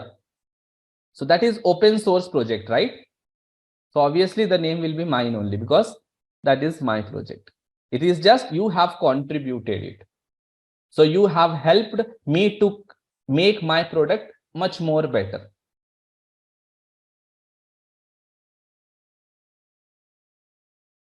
Okay, staging area is nothing but you are telling to the Git, you track my files. Staging area is nothing but you are telling to the Git, you track my files. How to tell to the Git that you track my files? You have to move your files to the staging area. How to move your files to the staging area? For that, we have to use a command git add and file name. Understood, Abhishek?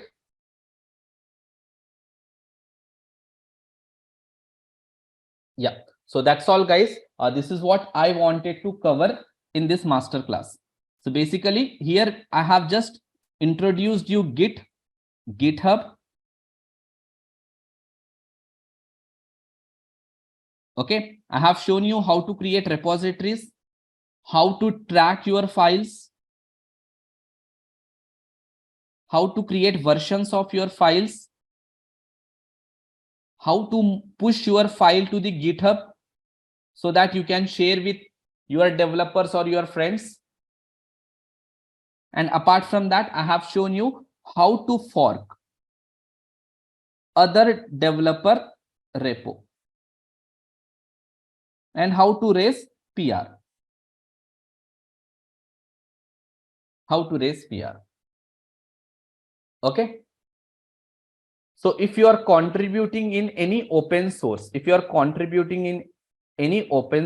commercially, you will not get anything. You will not get any benefit. What benefit you will get? You will be able to enhance your skills. Okay. You will be able to show your skills to the world.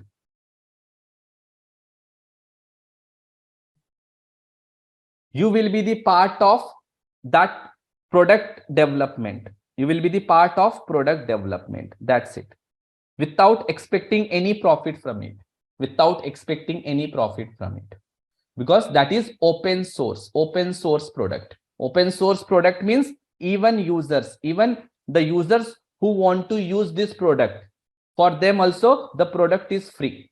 They need not to pay any kind of money to use this open source product. Okay, this is just everybody is contributing to make that product more worthy.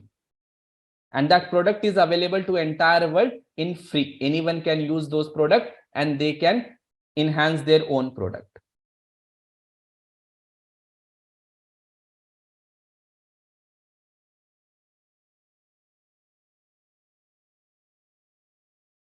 Yeah, it will help you interviews. Guys, once you get the job, your day will start with Git. Your day will end with Git.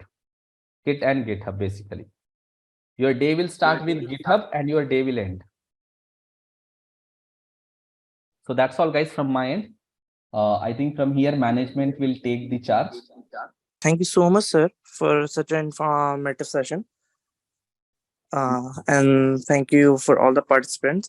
Next, we will explain you what we are doing in Geekster. Zad, sir, are you there? So guys, I would like to thank Kabir for such an amazing session. I was a part of the session and I actually learned quite a lot with this session. So before we deep dive into like our curriculum and everything, I just wanted to understand with you guys, how do you like the session? Like, how was your experience with the session?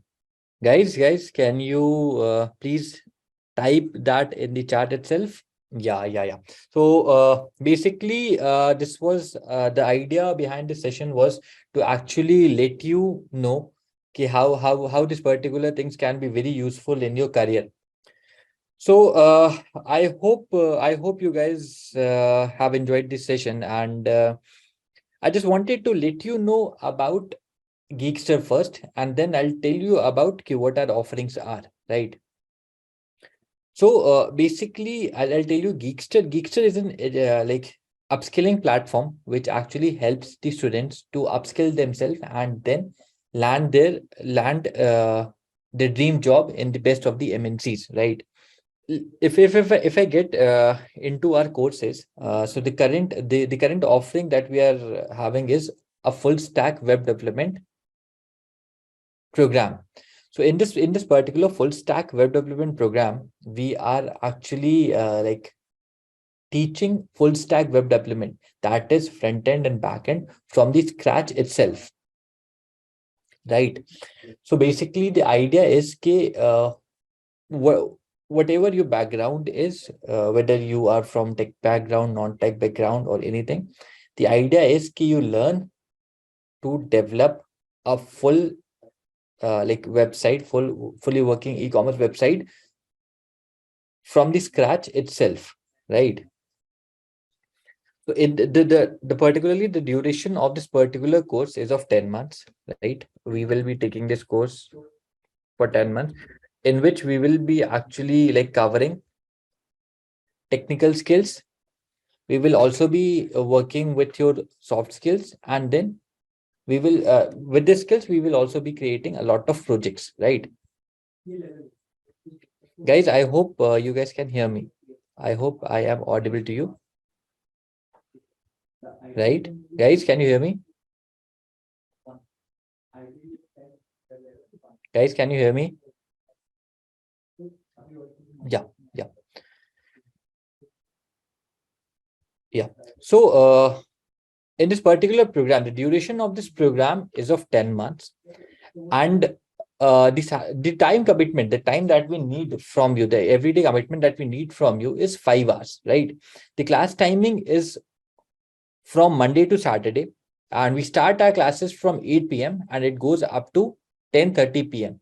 So the idea is like whoever wants to, like whether you're a college student, whether you're a working professional, or anyone, you can join our classes in the evening, and you can like deep dive into the world of full stack development and see how actually magical this coding can be, right? The language of the instruction would be English, right? In this particular program, we will be covering programming fundamentals that includes coding essentials, data structures, and guys, can you hear me? Yeah, yeah. So in this particular program, we'll be covering coding essentials, data structures, and advanced data structures, right? This will go on for 3 months. After this, we will dive into front end. Front end may we will be covering web fundamentals, advanced JavaScripts, and front end in React.js. And then we'll move to backend. We will be covering backend in Node.js, and then we'll be working on different projects, multiple projects. So within the span of this particular program, you will be working on multiple projects that you can actually showcase in your CV, and that will add actually feathers to your portfolio as well. If I talk about the skills and tools, that we're offering, that we're covering is DSA, Java, GitHub, Figma, CSS, HTML, React, Node, Express, JavaScript, and many more, right? If you if you have seen like we actually believe on holistic development of the student, right? The holistic development of the student, which includes their technical skills, which includes their soft skills, which includes their presentational skills as well, right? So we have different educators who are actually working with best of the MNCs, who will be helping you with your technical skills, which includes Rashnish from Google, Archit from Salesforce, and different many more educators. Now, to actually help you excel in your career, we have mentors. These mentors will be available for you, who will be mentoring you throughout this 10-month journey of yours, and they will be like telling you how you can use these skills to crack or to actually like get into best of the MNCs, right? So if I talk about some of the mentors, we have Ankit from ClassPlus, we have Prakhar from PayPal, we have Bit2, who was actually like working with Amazon. He's currently working in Geekster. We have these kind of mentors, right? Now, just to keep you on track for the 10 months, we have student experience managers as well. These student experience manager will make sure that you are on track and you have all the required help to excel in your careers, to excel in this particular program.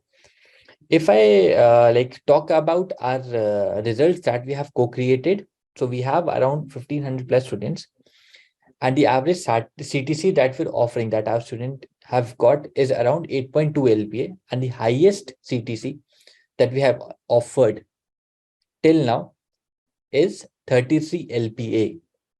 Yes, the highest CTC that we have offered till now is 33 LPA. And we are very hopeful that our students will brag even more than this, right? Now, if I talk about the hiring partners, we have best of the companies that are hiring from us. We have best of the MNCs that are hiring from us.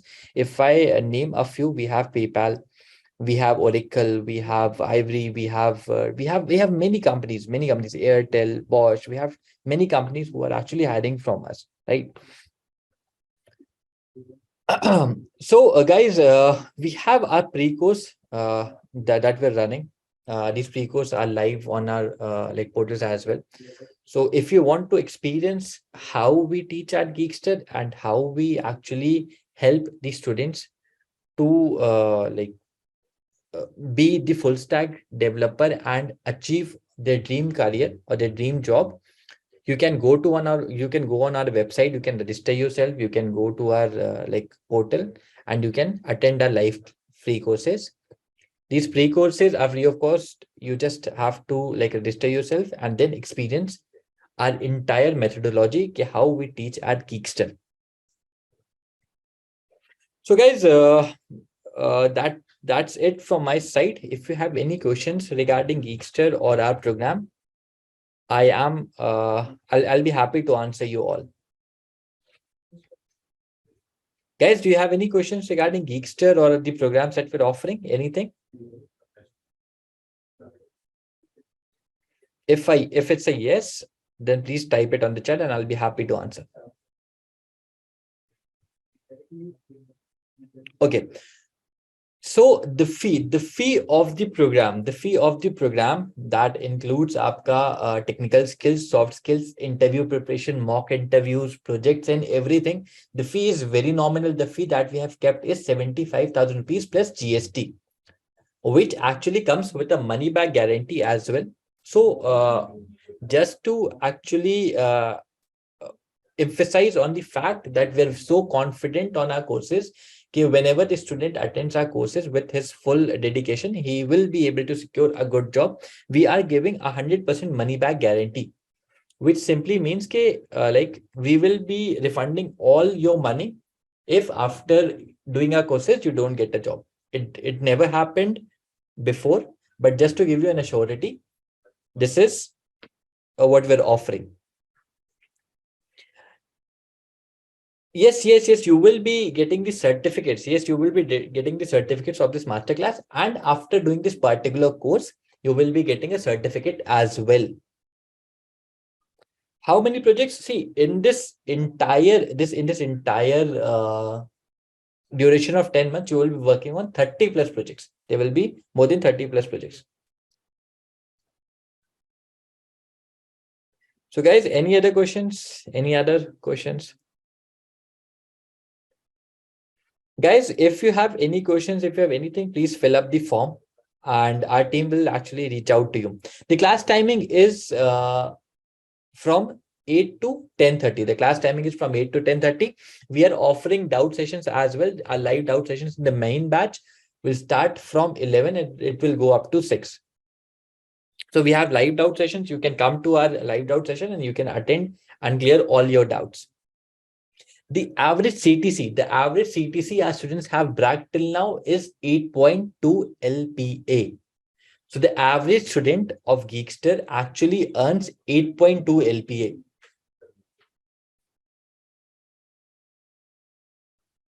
DSA, we are actually very job-oriented program, right? And with the current market standards, with the current industry standards, the best language to have a full stack career would be Java. So yes, we are working, the language that we are covering is Java. Yes, Rajat, obviously you can join. You can actually, Rajat, you can go to our website and you can see the transformation journey. Many of our students who are from non-tech background, that is BSc, BCom, or even mechanical, they have bragged such a good offer from our side. Yeah, you can see on the screen, right? So Rajat, definitely you can join. Yeah, you can join. You can definitely join. Anyway, we'll be starting from the very scratch. So you'll be able to grab everything. Not a problem. Yes, Satyam, you can also join. You can also join. You can see our transformation journey. You can definitely join it. See, Aditya, there are some companies, right? There are some companies who actually consider this, and there are some companies who doesn't, right? At the end of the day, is the skill that matters. So if you have the skill, you will definitely get a job, no problem with this.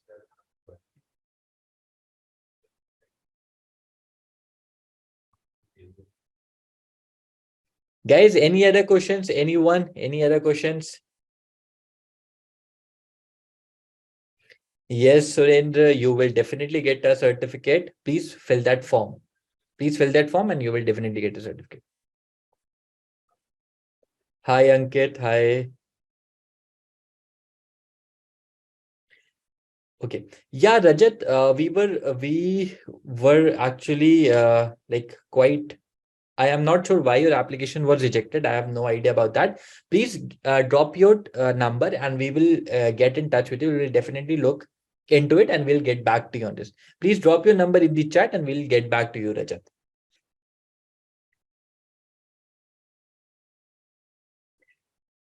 See, Sashi, yeah. See, Sashi, if you get into the details, right, then full stack web development will take 10 months to learn because we are starting from the very scratch and we actually believe in building the base. Once the base is ready, obviously, you can build a great career on this. Just like a building, the foundation has to be very strong. So we believe in strong foundations, and that is the reason why we are taking 10 months of the time. So if you get into the details of this particular program, yes, it will be taking 10 months. What about the salaries? Yeah, we are open to offer even 40 lakh a package. If you are able to brag 40 lakh ka interview and package, we're open to that. No problem. There's no bar to the salaries. There's no bar to the salaries. You can aim for the skies in this. No problem. Career gap, yes. Career gap is also fine. No problem. And like till the time you have your skills, till the time you have your concept clear, there's nothing that can stop you in achieving your dream. So no problem. No problem. Sir, can I join now? But I already enrolled in Accio jobs. See, it totally depends, yeah. I am like you have already invested something in the Accio job. I'm not sure, but I would be very honest with you. If you are here in our masterclass, right? And you are here, you are listening till the very end. That means that you are getting something that is not being offered in the Accio jobs, right? That is why you are here. So obviously, if you want to join, we are open to that. You can definitely, we'll help you in achieving your dream. We'll help you in like getting the best of you. So yes, you can definitely join.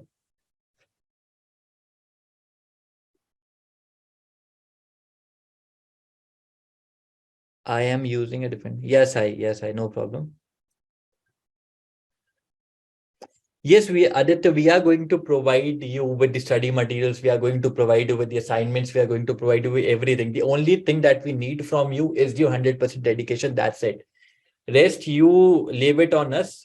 The only thing that is required from your side is your 100% dedication. That's it.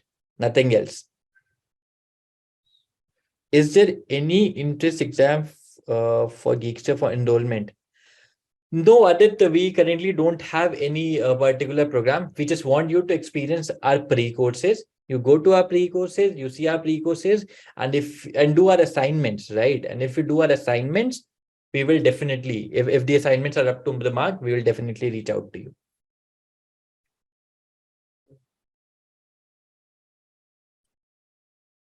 No, Satyam, I'm sorry. This is not a pay after placement program. Currently, we are not offering any batches on pay after placement. We will be launching in 3 to 4 months, but that is even not tentative. We are not offering any pay after placement right now. Yeah, guys, you can go to geekster.in and you can check out our website. I'm just repeating it again. We have our pre-courses running live. So you can go to our website, you can register yourself, you can go and then you can attend our pre-courses and you can experience how magical the coding can be, how easy it can be, and how easy it is to build your career, right? And you can experience how we are going to help you with this.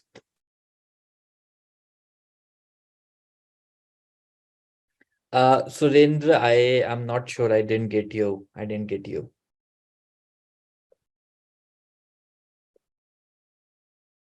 What I am thinking from your question, what I am getting from your question is how Geekster can help you, right?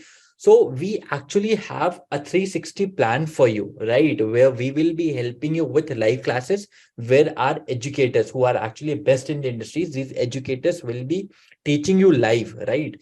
Then we'll be helping you with your soft skills, with your interview preparations, with your soft skills, with your aptitude, so that you can have a holistic development in Geekster. With this, we will be also helping you with your interview preparations, right? How to actually like set in interviews, how to crack interviews. We'll be helping you with that. With this, we have top-notch mentors who are working with best of the MNCs. These mentors will be mentoring you throughout this 10-month journey of yours, and they will be actually providing you with the guidance that is required to crack and to actually use the knowledge that you acquired in the best possible way, right? And then definitely we will be helping you with the placements as well. We'll be referring you to the best of the MNCs where you can start your career.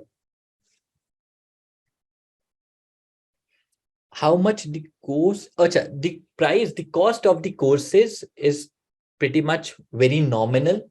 What we have kept is 75,000 rupees plus GST. And this course comes with a money back guarantee. Money back guarantee I've already explained.